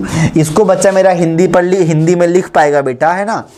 अच्छा, तो ये हो गया चार्ज। अब सवाल कहा है कि calculate the value of electric field at the point P point पर तुमको लाला बताना है कि इलेक्ट्रिक फील्ड की वैल्यू क्या होगी। बाबू आपको बताना है बेटा कि P पॉइंट पर इलेक्ट्रिक फील्ड की वैल्यू क्या होगी। बहुत आसान है बेटा, तो P पॉइंट यहां से कितना दूर है, स्मॉल r।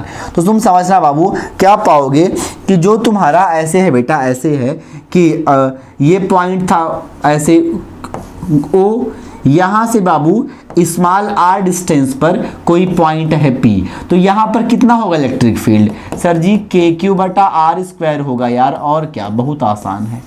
तो राइट द एक्सप्रेशन, तो लिख देंगे the value of electric field at point P will be KQ/r²। तो बड़ा आसान सा टर्म था, है ना, मज़ा आ गया भाई। तो इसमें थोड़ा सा लैंग्वेज लिखना पड़ेगा क्या कि the net charge inside the cavity is plus Q, so electric field will be originated from the plus Q and hence it will polarize the charges present in the metallic shell, so charge on inner metallic shell will be minus Q and outer shell will be plus Q, है ना। पहला part दोबारा बनाओगे heading क्या कि expression for electric field at point P, then लिखोगे कि at point P electric field is just because of plus Q and it will be given as KQ/R²। पक्का बेटा, तो बस इतनी सी बात है। आगे बढ़ जाओ बच्चा, इसमें आपसे कह रहा है 2 point charges Q1 and Q2 are located at A0 0 0 B0। बेटा ध्यान देना, हुआ क्या, 2 पॉइंट चार्जेस हैं, एक कहाँ है बेटा A0 0, तो ये हो गया तुम्हारा A, ये हो गया 0, ये हो गया 0। दूसरा बेटा 0 B0, तो ये हो गया तुम्हारा 0, ये हो गया तुम्हारा B, ये हो गया तुम्हारा 0। सही है बेटा, कुछ ऐसे। अच्छा, find electric field due to both of these at point 0 0 0 0। अच्छा, एक पॉइंट है बेटा Z, हाँ बाबू समझना बेटा, ऐसे ये 0 0 0 0 E कहाँ है Z पर ना, तो एक पॉइंट तुम्हारा होगा ऐसे, ये 0 0 C है, और तुम्हें इस पॉइंट पर तुम्हें क्या बताना है कि value of electric field.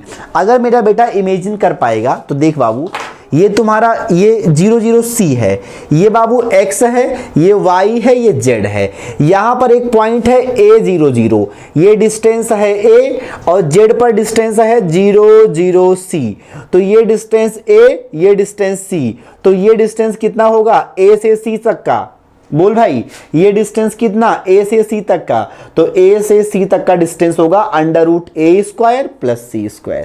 Similarly यहाँ का यहाँ से B² प्लस C²। इसको तुम समझ लो ऐसे, तुमने कोऑर्डिनेट ज्योमेट्री में पढ़ा होगा, एक पॉइंट x1 y1 z1 होता है बेटा, दूसरा पॉइंट x2 y2 z2 होता है।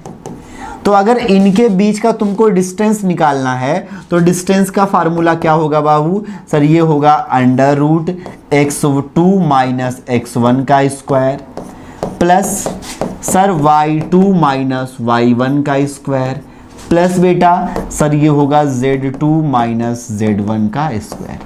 यही तो होगा क्या बेटा, x2 माइनस x1 का square plus y2 minus y1 का square plus z2 minus z1 का स्क्वायर।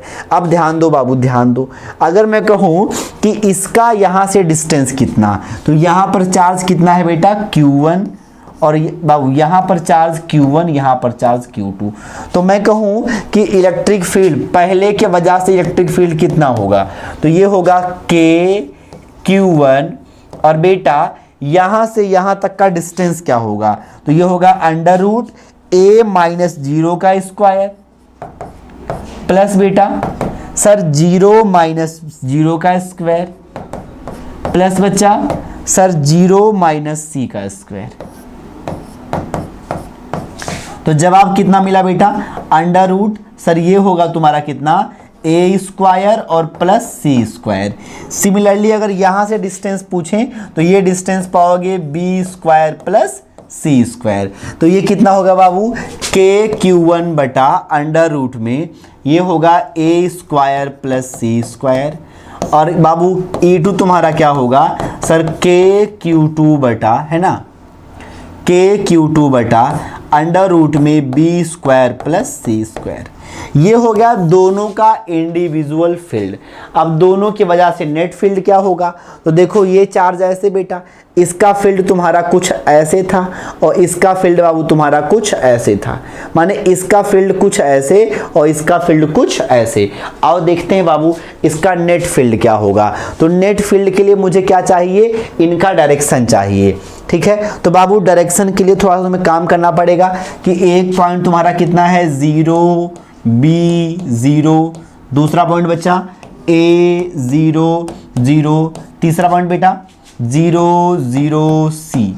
तो बाबू देखो 0 0 C, तो बाबू इसका डायरेक्शन होगा कुछ ऐसे, है ना। तो R1 वेक्टर क्या होगा, R1 वेक्टर फाइनल से घटाओ इनिशियल, तो फाइनल से इनिशियल घटाओगे बेटा तो कितना बनेगा, 0 माइनस 0 खत्म, 0 माइनस बी माने minus B I B J cap, तो ये होगा जे कैप, और c माइनस 0 माने सी के कैप। इसका बोल बाबू तो इसका, बोल बाबू तो इसका, तो ये होगा तुम्हारा, इसका नहीं चाहिए मुझे, इसका चाहिए a और c का, तो a और c का कितना होगा सर, 0 माइनस a तो minus a i cap, b खत्म, तो ये c माइनस 0 सी जे कैप, ये तुम्हारा क्या हो गया बाबू, R2 वेक्टर। तो इसका जो इलेक्ट्रिक फील्ड दिया था बेटा ऐसे था, और ये तुम्हारा E2 था बेटा, और इसका फील्ड दिया बच्चा ऐसे था, ये तुम्हारा क्या था बेटा, E1 था। ठीक है, तो किसी ने कहा इनके बीच का एंगल क्या होगा, तो जो इनके दूरियों के बीच का एंगल होगा, तो इनके बीच का एंगल बताओ, तो R1 वेक्टर तुमको सवाल ने दिया माइनस बी जे cap plus c k cap, R2 vector तुमको सवाल ने दिया बेटा sir minus a i cap plus c j cap. Angle निकालने के लिए क्या करेंगे, लगाएंगे इनका डॉट प्रोडक्ट, तो R1 डॉट R2, तो माइनस बी जे cap plus c k cap, और बेटा कितना होगा sir, minus a i cap plus c j cap. ध्यान दो बाबू, R1 R2 क्या होता है, R1 R2 cos थीटा बराबर J का J से करना है तो B इंटू सी होगा बाबू, और के आई तो है ही नहीं, तो क्या ही मतलब है।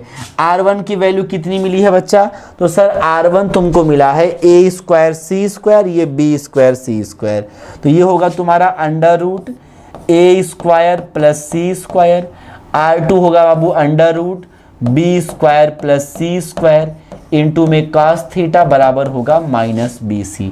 तो cos थीटा तुमको कितना मिलेगा बेटा, माइनस में B C upon under root में ए स्क्वायर प्लस सी स्क्वायर, और अंडर रूट तुम्हारा क्या होगा बच्चा, बी स्क्वायर प्लस सी स्क्वायर।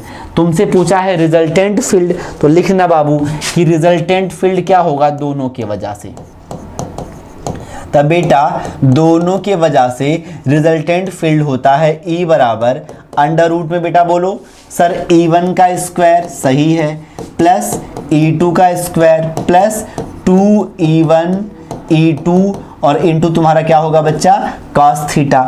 आगे बढ़ जा बेटा, अंडर रूट में E1 का मतलब कितना है सर, E1 है तुम्हारा KQ1 बटा इसका स्क्वायर है बेटा, KQ1 बटा स्क्वायर, यहाँ भी तुम्हारा क्या है बच्चा, KQ1 बटा स्क्वायर, तो KQ1 बटा इसका स्क्वायर, मतलब इसको लिखते हैं ऐसे क्या बेटा, इसको लिखते हैं KQ1 पूरे के बटा a plus A square plus C square, root हट जाएगा, ये कितना होगा बाबू, ये होगा KQ2 बटा बी स्क्वायर प्लस सी स्क्वायर। याद करिए इलेक्ट्रिक फील्ड का फार्मूला KQ बटा आर स्क्वायर होता है ना बेटा। अब आगे बढ़ जाओ बच्चा, यहाँ से आगे बढ़ोगे तो क्या पाओगे, यहाँ से बाबू आगे बढ़ोगे तो E1 की वैल्यू होगी K, तो K square sir Q1 square, और नीचे क्या होगा बाबू, a square plus C square था, अब इसका बनेगा होल स्क्वायर। दूसरा, इसको मैं एक बार ना सही से लिख दूं ताकि आपको कन्फ्यूजन ना हो, तो मैं तो परेशान होते रहोगे आप इतना फास्ट कैसे लिख रहे हैं। तो ये होगा तुम्हारा KQ1 बटा a square plus C square का होल स्क्वायर प्लस KQ2 बाबू, तो ये होगा KQ2 बटा ये होगा तुम्हारा b स्क्वायर प्लस सी स्क्वायर का होल स्क्वायर प्लस 2, ये होगा KQ1 KQ2 पूरे के बटा बाबू क्या होगा सर, ये होगा a square plus C square, bracket में होगा b स्क्वायर प्लस सी स्क्वायर, माइनस में ab मिलेगा, तो ab का मतलब क्या मिलेगा बच्चा, तो सर ab का मतलब मिल जाएगा माइनस cos थीटा। तो cos थीटा तुमको कितना मिला है बच्चा, cos थीटा मुझे मिला है, कहाँ मिला है भाई cos थीटा, भाई cos थीटा बेटा कहाँ मिला है मुझे, यहाँ मिला है।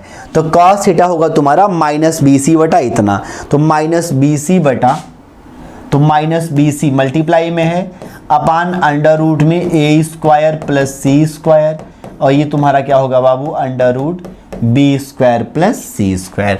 तो ये तुम्हारा नेट वैल्यू होगा किसका, इलेक्ट्रिक फील्ड का, कुछ ऐसे। पक्का बेटा, कुछ यूँ, ठीक है ना। तो वैसे ये होगा तुम्हारा net value of electric field at that point, ठीक है। किसके वजह से? Due to both of the charges. तो देखो ये अच्छा सवाल था, जिस बच्चे ने पेशेंस नहीं बनाया उसका कट जाएगा सवाल भी, है ना। तो आपको एग्जाम देते टाइम पेशेंस की भी बहुत ज़्यादा ज़रूरत है, ठीक है बेटा। चलिए आगे बढ़ते हैं अगले सवाल के लिए। इसमें देखो ध्यान से, कह रहा है what is the Gaussian surface. तो गासियन सरफेस एक ऐसा इमेजिनरी सरफेस है जो किसी चार्ज को इनक्लोज करता है। बेटा आंसर आप प्रयास करें कि अपने लैंग्वेज में लिखें। मैं बताऊं मालवीय एकेडमी का अगर आप बुकलेट देखोगे, इसमें सबसे खास बात तुम्हें मिलेगी फिजिक्स के बुकलेट में कि जो जितने भी डेफिनेशंस लिखे हैं सारे कहीं से कॉपीड नहीं है, कॉपी पेस्ट नहीं किए गए हैं, सारे आपके अपने वर्ड्स में लिखे गए हैं। जैसे बच्चों के वर्ड्स होते हैं ठीक वैसे उन्हीं शब्दों में लिखा गया है सारा आंसर। तो आप प्रयास करके, जो बच्चे अपने बैच से हैं उनके तो कोई भाई बात ही नहीं है, पर जो बच्चे बैच में नहीं हैं अपने, प्रयास करें कोनो हित दोस्त अगर पढ़ रहा हो बैच में, मांग लो यार नोट्स तो शेयर कर ही सकते हो बे, ना दे चुरा लो किसी का, है ना। और पढ़ना स्टार्ट करो। कोर वाला कंटेंट जरूरी है बहुत ज़्यादा भाई, है ना। तो अगर कोनो बैच लिया हो आपके आसपास से, उससे मांग के पढ़ लो, है ना। ज़रूरी है, पर पढ़ना बहुत ज़रूरी है भाई साहब। जो बुकलेटवा है ना उसका कंटेंट अलग लेवल का है बेटा, तो मैं चाहता हूँ कि आप उसके कंटेंट पर ज़रूर काम करें बच्चा मेरा, ठीक है बेटा। चलो इतना कर लो।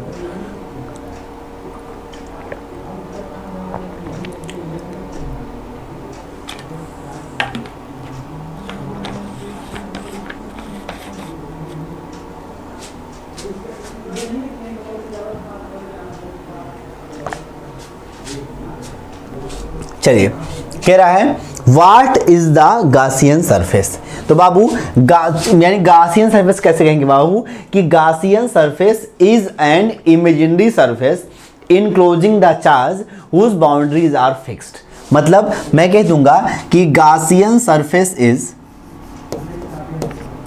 बाबू Gaussian surface is an imaginary surface. Gaussian surface is an imaginary surface enclosing the charge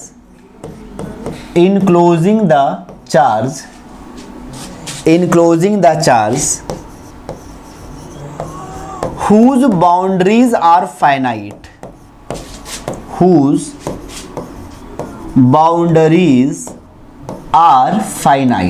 यानी गासियन सरफेस एक ऐसा इमेजिनरी सरफेस है जो चार्ज को पूरी तरह से ढक ले और जिसकी बाउंड्रीज क्या रहे बेटा, फाइनाइट रहें। तो ये आपके पास कुछ एग्जांपल्स हैं जिनसे आप गासियन सरफेस को रिप्रेजेंट कर सकते हो, ठीक है बेटा। अगर ऐसा कोई सीट है आपके पास जो यूनिफॉर्मली चार्ज है, तो यहाँ से भी आप गासियन सरफेस को रिप्रेजेंट कर पाओगे। कैसे बच्चा? सर ये भी गासियन सरफेस तुम्हारा सिलेंड्रिकल हो जाएगा, कुछ ऐसे ऐसे, कुछ ऐसे। पक्का बेटा? ये हो गया, ठीक है। चलो तो ये हो गया तुम्हारा गासियन सरफेस। गासियन सरफेस का यूज क्या है? तो इसका यूज किया जाता है टू अप्लाई गास थ्योरम। गास थ्योरम अप्लाई करने के लिए गासियन सरफेस का यूज किया जाता है। तो गासियन सरफेस का यूज क्यों करते हैं बेटा? टू अप्लाई गास थ्योरम। गास का थ्योरम अप्लाई करने के लिए गासियन सरफेस का यूज किया जाता है, ठीक है बेटा। चलिए पक्का बेटा, यहां से बच्चा आगे बढ़ जाए। देखो इसमें सुना, कह रहा है S1 and S2 are two hollow concentric spheres. S2 outer है, S1 इनर है, तो दो हालो कंसेंट्रिक स्फेयर हैं ऐसे, एक ही सेंटर है बाबू ना। अब कहा है कि S2 बाहरे है और S1 अंदर है, ठीक है भाई। कह रहा है हाँ, enclosing charge 9Q and 3Q respectively. S1 के अंदर चार्ज कितना है बेटा? 9Q, और S2 के अंदर चार्ज कितना है बेटा? 3Q है। अच्छा, कह रहा है कि what is the ratio of electric flux S1 and S2। तो बोल बेटा, फ्लक्स फ्रॉम S1 क्या होगा? सर जी Q इनक्लोज्ड, तो S1 के अंदर कितना चार्ज है? 9Q बटा एप्सिलॉन नॉट। अच्छा फाई S2, S2 से बताओ कितना फ्लक्स होगा, तो तुम कहोगे बच्चा S2 के अंदर कुल कितना चार्ज, तो बेटा S2 के अंदर ये सारा आ रहा है ना, मतलब जो मेरा है वो तो सिर्फ मेरा है, लेकिन जो तेरा है वह भी मेरा है, मतलब 9Q भी S2 का है और S1 भी S2 का है। तो मैं कहूँगा नेट चार्ज कितना बेटा, 9Q plus 3Q upon epsilon not, तो कितना होगा बेटा 12Q बाई एप्सिलॉन नॉट। बोलो बेटा फाई S1 और फाई S2 का रेशियो, तो फाई S1 होगा 9Q बाई एप्सिलॉन नॉट, ये होगा 12Q बाई एप्सिलॉन नॉट। काट दो बच्चा, तो ये कितना होगा 3 3 जा 9 और 3 4 जा 12, तो रेशियो तुम्हारा कितना बनेगा बेटा 3:4। पक्की बात।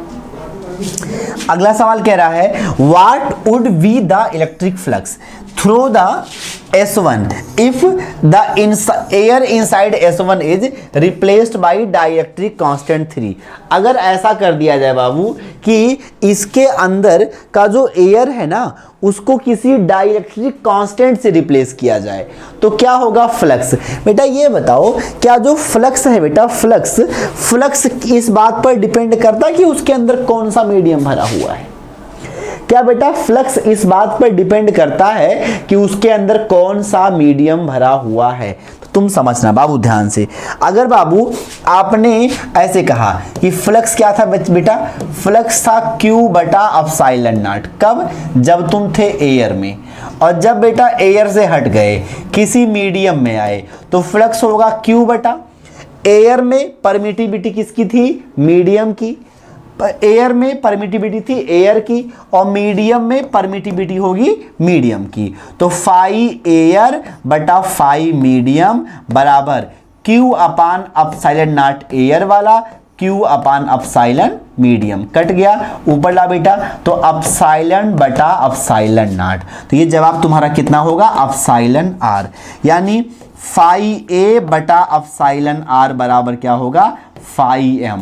गौर से देखना बेटा, अगर तुम्हारे पास ऐसे यहां से यहां पर फ्लक्स तुम्हारा कितना था बेटा फाई M था, तुमने फाई A था बेटा, यहां फ्लक्स फाई A था, डाई इलेक्ट्रिक डाला तो डाई इलेक्ट्रिक डालते ही बेटा इसके बीच में तुम्हारा फ्लक्स कितना हो जाएगा फाई M, लेकिन जैसे डाई इलेक्ट्रिक के बाहर फिर से एयर में जाओगे तो फिर से तुम्हारा फ्लक्स कितना हो जाएगा A हो जाएगा, ठीक है ना।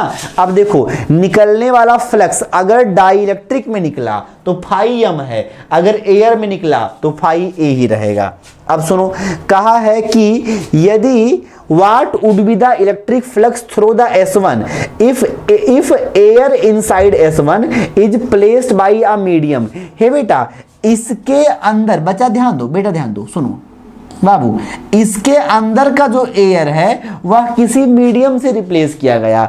भाई अंदर रिप्लेस करोगे, इससे बाहर निकलने वाले पर कोनो फर्क नहीं पड़ेगा, तो मैं कह दूंगा कि अंदर रिप्लेस करने से निकलने वाले पर कोई फर्क नहीं पड़ेगा। क्यों? क्योंकि बस उसी, देखो ऐसे चार्ज होगा, ऐसे ये चार्ज है बेटा, यहां से तुमने भर दिया है डाई इलेक्ट्रिक, तो यहां से लाइन निकला मान लो ऐसे 4, तो 4 में 2 मर गया, तो 2 अगर मर गया ऐसे बेटा तो कितना निकला, 2 निकल गया सीधे सीधे, और जो 2 अंदर मरा था यह भी तो 2 बाहर निकलेगा, तो नेट तुम्हारा कितना होगा सेम, तो लिख देंगे flux will remain same, flux will remain same. जो आउटवर्ड फ्लक्स है बेटा वो तुम्हारा कैसा रहेगा सर, सेम ही रहेगा। ठीक है बेटा, आगे बढ़ते हैं। इसमें कह रहा है a hollow cube of side 5 centimetre encloses a charge 6 at its centre. तो आपके पास एक हालो क्यूब है ऐसे, बेटा ध्यान दो, आपके पास बच्चा एक हालो क्यूब ऐसे है, सवाल ने कहा इसके अंदर 6 कूलाम चार्ज है और इसका साइड कितना है 5 centimetre. What is the net flux throw 1 square face. तो मैं कह दूंगा बेटा कि टोटल फ्लक्स कितना होता है क्यूब से, तो बेटा क्यूब से टोटल फ्लक्स होगा Q इनक्लोज्ड बटा एप्सिलॉन नॉट। Q इनक्लोज्ड है 6C बटा एप्सिलॉन नॉट, यानी ये होगा 6 बटा, ये कूलाम लिखा है बाबू, तो ये जवाब तुम्हारा कितना होगा बच्चा, तो जवाब मेरा बन जाएगा बेटा कितना 6 बटा एप्सिलॉन नॉट। ये हो गया कुल फ्लक्स। तो मैं कहूं कि flux from one face, flux from one face, एक फेस से कितना फ्लक्स जाएगा बेटा? कुल कितना फेस है? 6 फेस से फ्लक्स गया 5, तो एक फेस से कितना फ्लक्स जाएगा? 5 बटा 6। तो 1 बटा 6, 5 का मतलब 6 बाई एप्सिलॉन नॉट। तो एक फेस से कितना जाएगा बेटा? 1 बटा epsilon naught. So flux from one face will be 1 by epsilon naught. कहा है कि आगे, how would flux through square face changes if 6 coulomb charge is placed at 4 coulomb and 2 coulomb inside cube at 2 different point. अगर charge को जो 6 coulomb था इसको 4 coulomb और 2 कूलम करके अलग अलग बिंदुओं पर रख दें तो फ्लक्स कैसे बदलेगा? मुझे बताना। क्या इलेक्ट्रिक फ्लक्स इस बात पर डिपेंड करता है कि what is the location of charge inside the cube? नहीं सर, नहीं करता है। इसका मतलब है तुम बताओगे बाबू कि electric flux coming from any surface is independent of location of charge inside the surface. बस इस बात पर डिपेंड करता है कि सरफेस के अंदर कितना चार्ज है, चार्ज कहाँ है, इस बात से कोई भी लेना देना नहीं है। ठीक है बेटा? यानी अगर लिखना बाबू दूसरे में आप जवाब लिखोगे कि when 6 coulomb charge is splitted as 4 coulomb and 2 coulomb and placed at 2 different points inside the cube, then electric flux coming from one face of the cube will remain same as electric flux doesn't depend on the location of charge inside the surface. It only depends on the magnitude of charge, amount of charge present inside the system. ठीक है बेटा? चलिए बेटा यहां से थोड़ा सा आगे बढ़ते हैं, फिर आगे देखते हैं क्या होगा बाबू। हमारा नेक्स्ट सवाल है, पीछे वाला सवाल भाई साहब एक बेहतर सवालों की कैटेगरी में से एक सवाल था। आगे बढ़िए, इसमें कह रहा है a particle of charge 2 microcoulomb and mass 1.6 kg। Charge कितना बेटा? 2 माइक्रोकूलम। मास कितना है बेटा? मास है 1.6 ग्राम। ठीक है, अभी कर लेंगे चेंज। वेलोसिटी कितना है बेटा? 4i cap. तो वेलोसिटी तुम्हारा बेटा 4i कैप मीटर पर सेकेंड। कह रहा एट t बराबर 0 particles inter in a reason having electric field. जब टाइम 0 था तो पार्टिकल एक रीजन में आया जहां पर तुम्हारा इलेक्ट्रिक फील्ड कितना है? 80i cap plus 60 j cap. Find the velocity of the particle at t बराबर 5 सेकेंड। t बराबर 5 सेकेंड पर पार्टिकल की वेलोसिटी क्या होगी? मुझे बता बेटा, समझना। मान लो इलेक्ट्रिक फील्ड कैसे रहा होगा, ऐसे कुछ ऐसे ऐसे। अब यहां पर तुम्हारा क्या हुआ बच्चा? यहां पर क्या हुआ कि कोई नॉर्मल सा पार्टिकल इंटर किया, तो जैसे इंटर किया वैसे इस पर फोर्स लगेगा।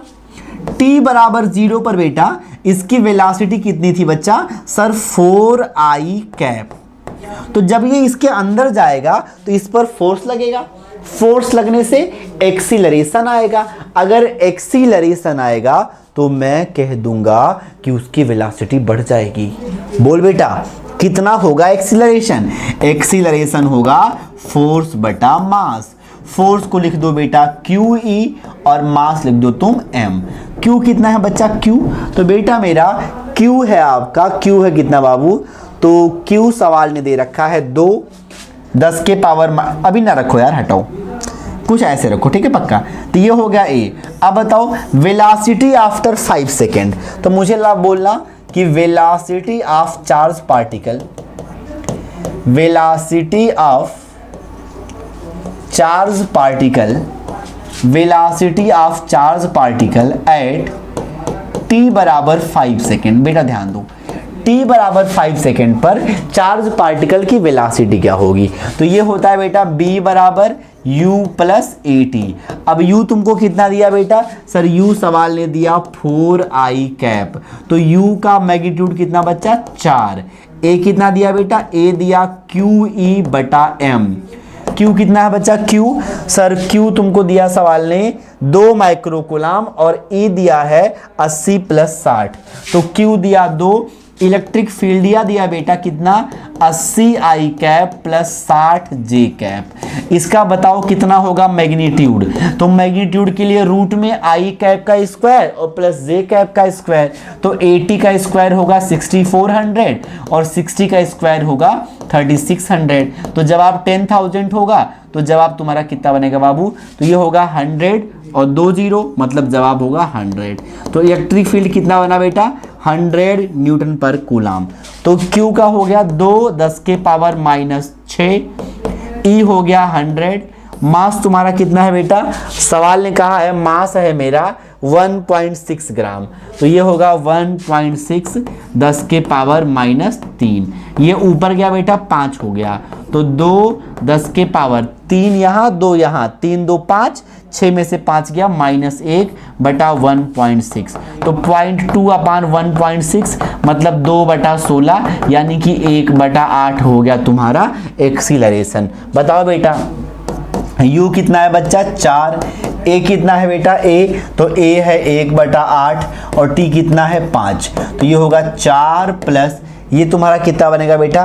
तो 4 प्लस ये बन जाएगा 5/8, तो 5/8 का मतलब कितना बनेगा बेटा? सर ये होगा 8 6 × 48, तो लगभग जवाब बनेगा 4.6 मीटर पर सेकेंड। पक्का बेटा? तो जवाब तुम्हारा कितना बनेगा यहाँ से बच्चा? 4.6 मीटर पर सेकेंड। ठीक है बच्चा, ये होगा इसका आंसर 4.6 मीटर पर सेकेंड। इस सवाल को दूसरा बच्चा ऐसे भी कर सकता है कि सर x की ओर कितनी वेलोसिटी है? 80, तो x की ओर कौन सा फोर्स लगेगा बाबू? तो x की ओर केवल 80 वाला लगाएगा फोर्स, y की ओर लगाएगा 60 वाला, तो एक बार x का निकाल दो, एक बार y का निकाल दो वेलोसिटी, उसके बाद रिजल्टेंट वेलोसिटी निकालो, अंडर रूट में bx² प्लस by² लंबा हो जाएगा, उसको हटाते नहीं करते हम वैसे। चलो बेटा आगे बढ़ जाओ, इसको बताएं। इसमें आपसे कह रहा है बेटा कि अ पार्टिकल ऑफ मास 10 के power -3 kg and charge 5 coulomb enters into uniform electric field. ठीक है बेटा? अच्छा, मूविंग विथ वेलोसिटी इतना in direction opposite to that. है बेटा, डायरेक्शन अपोजिट है, यानी फार्मूला क्या लगाओगे? B बराबर U - AT, क्योंकि डायरेक्शन अपोजिट है। Calculate the distance travelled, distance it would travel before the stopping. बहुत शानदार सवाल है। देख बेटा सुन, सवाल ने तुमको क्या कहा है बेटा? तुमको सवाल ने कहा है कि मास कितना है बाबू? मास है 10 के पावर -3 kg। चार्ज कितना है बेटा? चार्ज है 5 कूलम। इलेक्ट्रिक फील्ड कितना दिया बेटा? इलेक्ट्रिक फील्ड 2 × 10 के पावर 5 न्यूटन पर कूलम। अच्छा, वेलोसिटी कितनी है बेटा? U, तो U है 20 मीटर पर सेकेंड, और अपोजिट मूव कर रहा है, मतलब रिटार्डेशन होगा। कितना होगा बेटा? QE/m होगा। Q कितना है बाबू? 5। E है 2 × 10 के पावर 5, मास है 10 के पावर -3। ऊपर ले जाइए बाबू, उस ऊपर ले जाओ इसको, तो क्या होगा बाबू? तो ये तुम्हारा बनेगा 10 × 10 की पावर 5, ये +3 होगा, तो 5 3 8 1 9, तो A होगा तुम्हारा कितना बेटा? 10 के पावर 9। बताओ डिस्टेंस क्या होगा? तो b² बराबर U² - 2as, तो b माइनस क्यों लगाए? काहे कि मूव कर रहा है opposite to the electric field. Electric field के अपोजिट मूव कर रहा है, इसका मतलब ये है कि हमेशा रिटार्डेशन होगा ना। अच्छा, तो तुम्हारा b कितना बेटा? Final velocity 0। इनिशियल वा कितना है बच्चा? 20, तो ये होगा 20 का स्क्वायर -2a है बाबू 10 के पावर 9। यस नहीं पता, यहाँ लाओ बाबू, तो 2 10 के पावर 9 × यस प्लस में होगा, और 20 का स्क्वायर 400, इसको काट दो, ये कितना बनेगा? 200, तो यस बराबर होगा सर 200 × 10 के पावर +9 है, वहाँ जाएगा -9 होगा, तो जवाब होगा तुम्हारा 2 × 10 के पावर, ये 2 है ये 9 है, तो घट जाओ कितना पाओगे? -7 मीटर। तो ये होगा तुम्हारा रियल वाला जवाब। पक्का बेटा, ये बात समझ में आई है। आगे बढ़ जाओ अगले सवाल के लिए। इसमें कह रहा है स्टेट एंड प्रूव द गास थ्योरम। तो बेटा स्टेटमेंट लिख देना गास थ्योरम का ऐसे। स्टेटमेंट क्या होगा बाबू? स्टेटमेंट ये होगा कि द नेट इलेक्ट्रिक फ्लक्स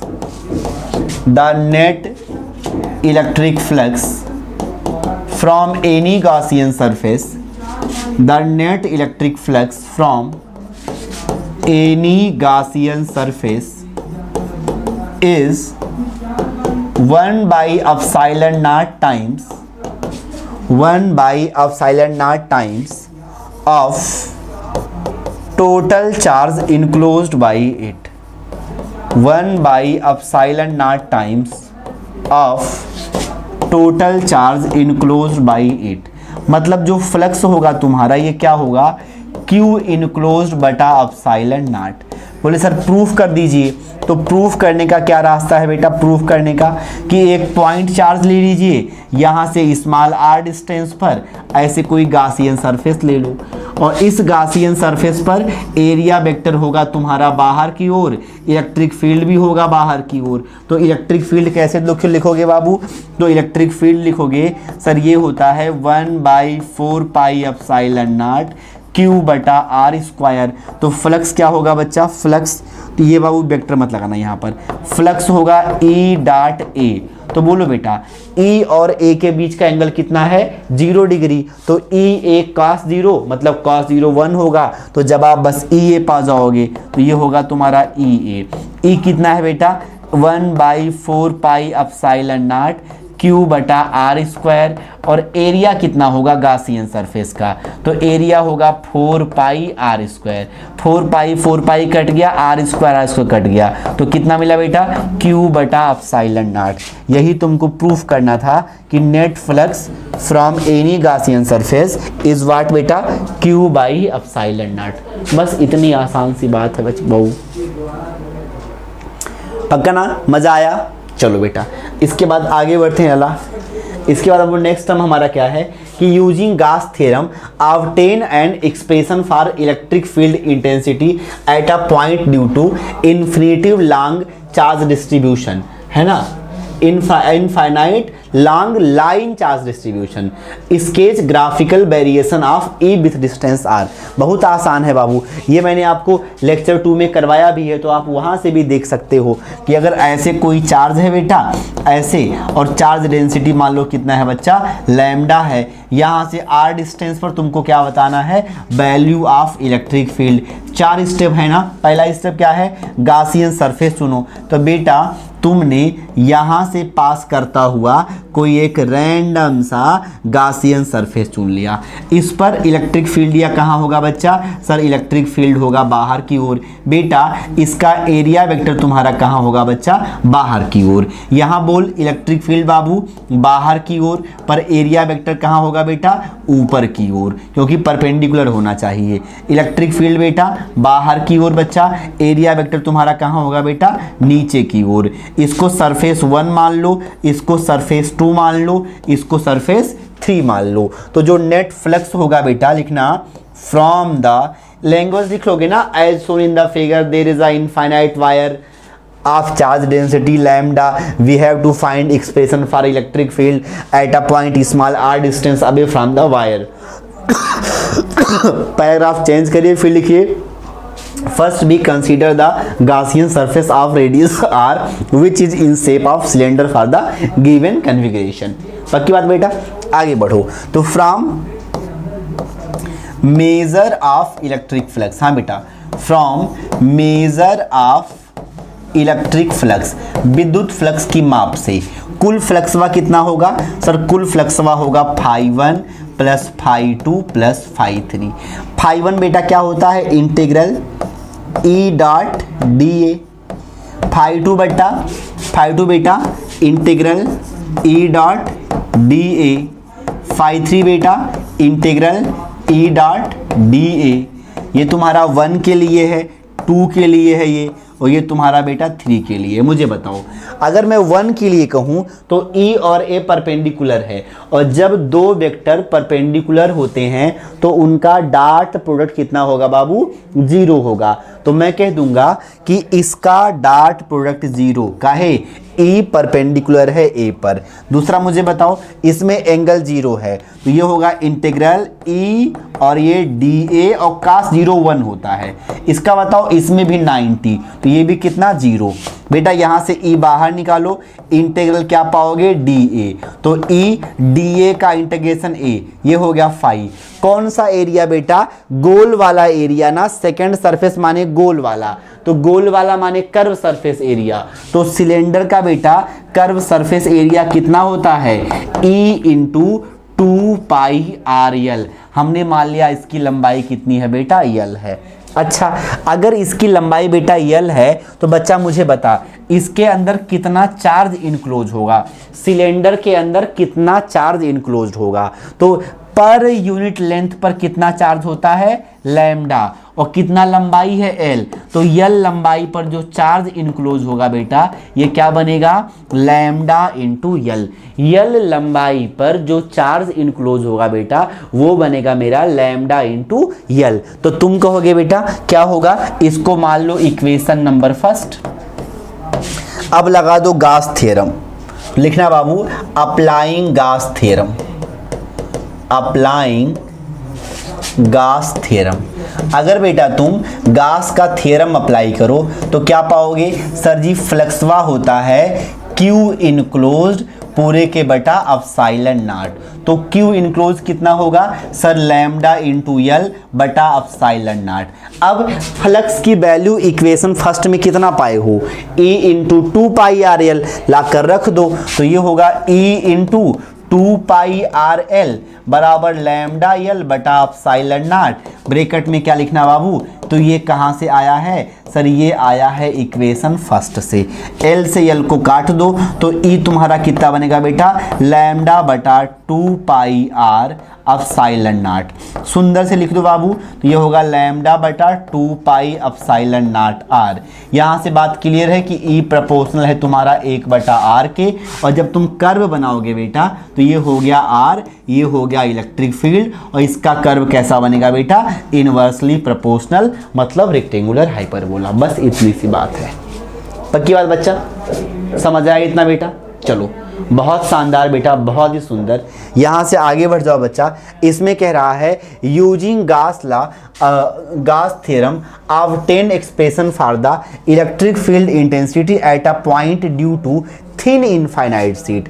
बेटा अगर तुम्हारे पास एक इनफाइनाइट सीट है और मुझे क्या करना है? इसके वजह से निकालना है किसी पॉइंट पर इलेक्ट्रिक फील्ड, और ये तुम्हारा कैसा है बच्चा? यूनिफॉर्मली चार्ज्ड है। चल बेटा यूनिफॉर्मली चार्ज्ड है तो पहला काम तुम क्या करोगे? सर चार्ज डेंसिटी मान लीजिए सिग्मा। पहला काम है गासियन सरफेस चुनो। तो तुमने चुन लिया बेटा ना कुछ ऐसे गासियन सरफेस, चुन लिया बेटा कुछ ऐसे गासियन सरफेस हमने चुन लिया, कुछ ऐसे। ठीक है बेटा, 3 सरफेस हैं। यहां बताओ, बाहर इलेक्ट्रिक फील्ड होगा तुम्हारा बेटा बाहर की ओर, और इसका एरिया वेक्टर तुम्हारा कहां बेटा? बाहर की ओर। इस पर बताइए इलेक्ट्रिक फील्ड या होगा बेटा तुम्हारा बाहर की ओर, एरिया वेक्टर तुम्हारा कहां होगा बच्चा? परपेंडिकुलर, है ना, क्योंकि इलेक्ट्रिक फील्ड तो हमेशा बाहर ही होगा ना। बोले एरिया वेक्टर व परपेंडिकुलर कैसे? तो बोल बाबू, अगर ये बॉटल है तो इसका एरिया वेक्टर सर जी कुछ ऐसे होगा परपेंडिकुलर, इसका एरिया वेक्टर परपेंडिकुलर ऐसे होगा, इसका एरिया वेक्टर इस पर परपेंडिकुलर होगा ऐसे, यही तो होगा। तो E ऐसे, A ऐसे, एंगल कितना? 90। यहाँ बेटा E तुम्हारा है सर बाहर की ओर क्योंकि पॉजिटिव चार्ज से बाहर, और एरिया वेक्टर भी तुम्हारा कहाँ होगा बेटा? बाहर की ओर। बहुत आसान है बच्चा, नाम दे दिया जाए, नाम दे दिया जाए। तो नाम क्या दिया जाए? इसको कह देते हैं 1, इसको कह देते हैं 2, इसको कह देंगे बाबू 3। फिर वही काम क्या? From the measure of electric flux. तब बेटा पहला काम क्या होगा बेटा? From the measure of electric flux. बाबू इलेक्ट्रिक फ्लक्स के मेजर से तुम क्या पाओगे बच्चा, इलेक्ट्रिक फ्लक्स के मेजर से फाई बराबर, सर ये होगा phi 1 plus phi 2 plus phi 3। तो फाई बराबर बेटा फाई 1 कितना होगा, सर ई ए कास 0, कौन जाए लिखने भाई, कास 0। तो इसको सीधे इंटीग्रेशन ना लिख करके ई ए लिख दें। फाई 2 तुम्हारा 0 का है, ई और ए परपेंडिकुलर है, और फाई 3 कितना बेटा, ई इंटू ए। तो फाई को क्या लिखोगे बेटा, ई इंटू ए, इसको मान लो इक्वेशन फर्स्ट। हे बच्चा अब तुम क्या बताओगे बेटा, तुम क्या बताओगे बेटा कि इसका एरिया कितना है, सर इसका एरिया तो ए है, तो मैं कहूँ ए एरिया पर कितना चार्ज इनक्लोज होता, बोल बेटा ए एरिया पर बच्चा कितना चार्ज इनक्लोज होगा। तो कहेंगे सर जो ए एरिया का चार्ज होगा तो उसको कहेंगे क्यू इनक्लोज बराबर सिग्मा इंटू ए। क्यों, पर यूनिट एरिया पर चार्ज सिग्मा होता है, तो ए एरिया पर चार्ज सिग्मा इंटू ए होगा। तो आगे बढ़ जाओ बाबू, तो मैं लिख दूंगा अप्लाइंग गास थ्योरम, अप्लाइंग गास थ्योरम। तो बाबू अगर गास थ्योरम अप्लाई करोगे तो फाई बराबर क्या पाओगे, क्यू इनक्लोज्ड बटा एप्सिलॉन नॉट। जहां फाई है वहां क्या लिख दो, ई ए बराबर क्यू इनक्लोज्ड को लिख दो सिग्मा ए बटा एप्सिलॉन नॉट। हे बेटा ई ए 2 ई ए होगा, ठीक है ना। अब यहां लिखना कि जहां फाई था वहां हमने क्या लिखा है, 2 ई ए। कैसे, यूजिंग इक्वेशन फर्स्ट, ए से ए कट गया, तो यहां से ई तुमको कितना मिला बच्चा, सिग्मा बाई 2 एप्सिलॉन नॉट, यानी इलेक्ट्रिक फील्ड आर पर डिपेंड नहीं करती है। हो गया एक्सप्रेशन। बच्चा मेरा इसमें भी थोड़ा सा लैंग्वेज लिख लेगा। ये जो दोनों डेरिवेशन है बाबू, इसके पूछने का चांस बहुत ज़्यादा रहता है बोर्ड एग्जाम में, सो आप इसको अच्छे से प्रैक्टिस कर लेंगे। इतने सारे बोर्ड के प्रीवियस ईयर प्रॉब्लम्स करने के बाद हम ये कंक्लूड कर पा रहे हैं कि हाँ कैसे प्रयास किया जाए, किस लेवल की पढ़ाई करी जाए, और सबसे खास आंसर राइटिंग की प्रैक्टिस कैसे करी जाए जिससे हमारे बोर्ड एग्जाम में मार्क्स सुधर सकें, अच्छे मार्क्स आ सकें। ठीक है बेटा, तो आई होप आप सबने सेशन एंजॉय किया होगा। लव यू ऑल, मेहनत करते रहें, पढ़ाई करते रहें, अपने आप को संवारते रहें।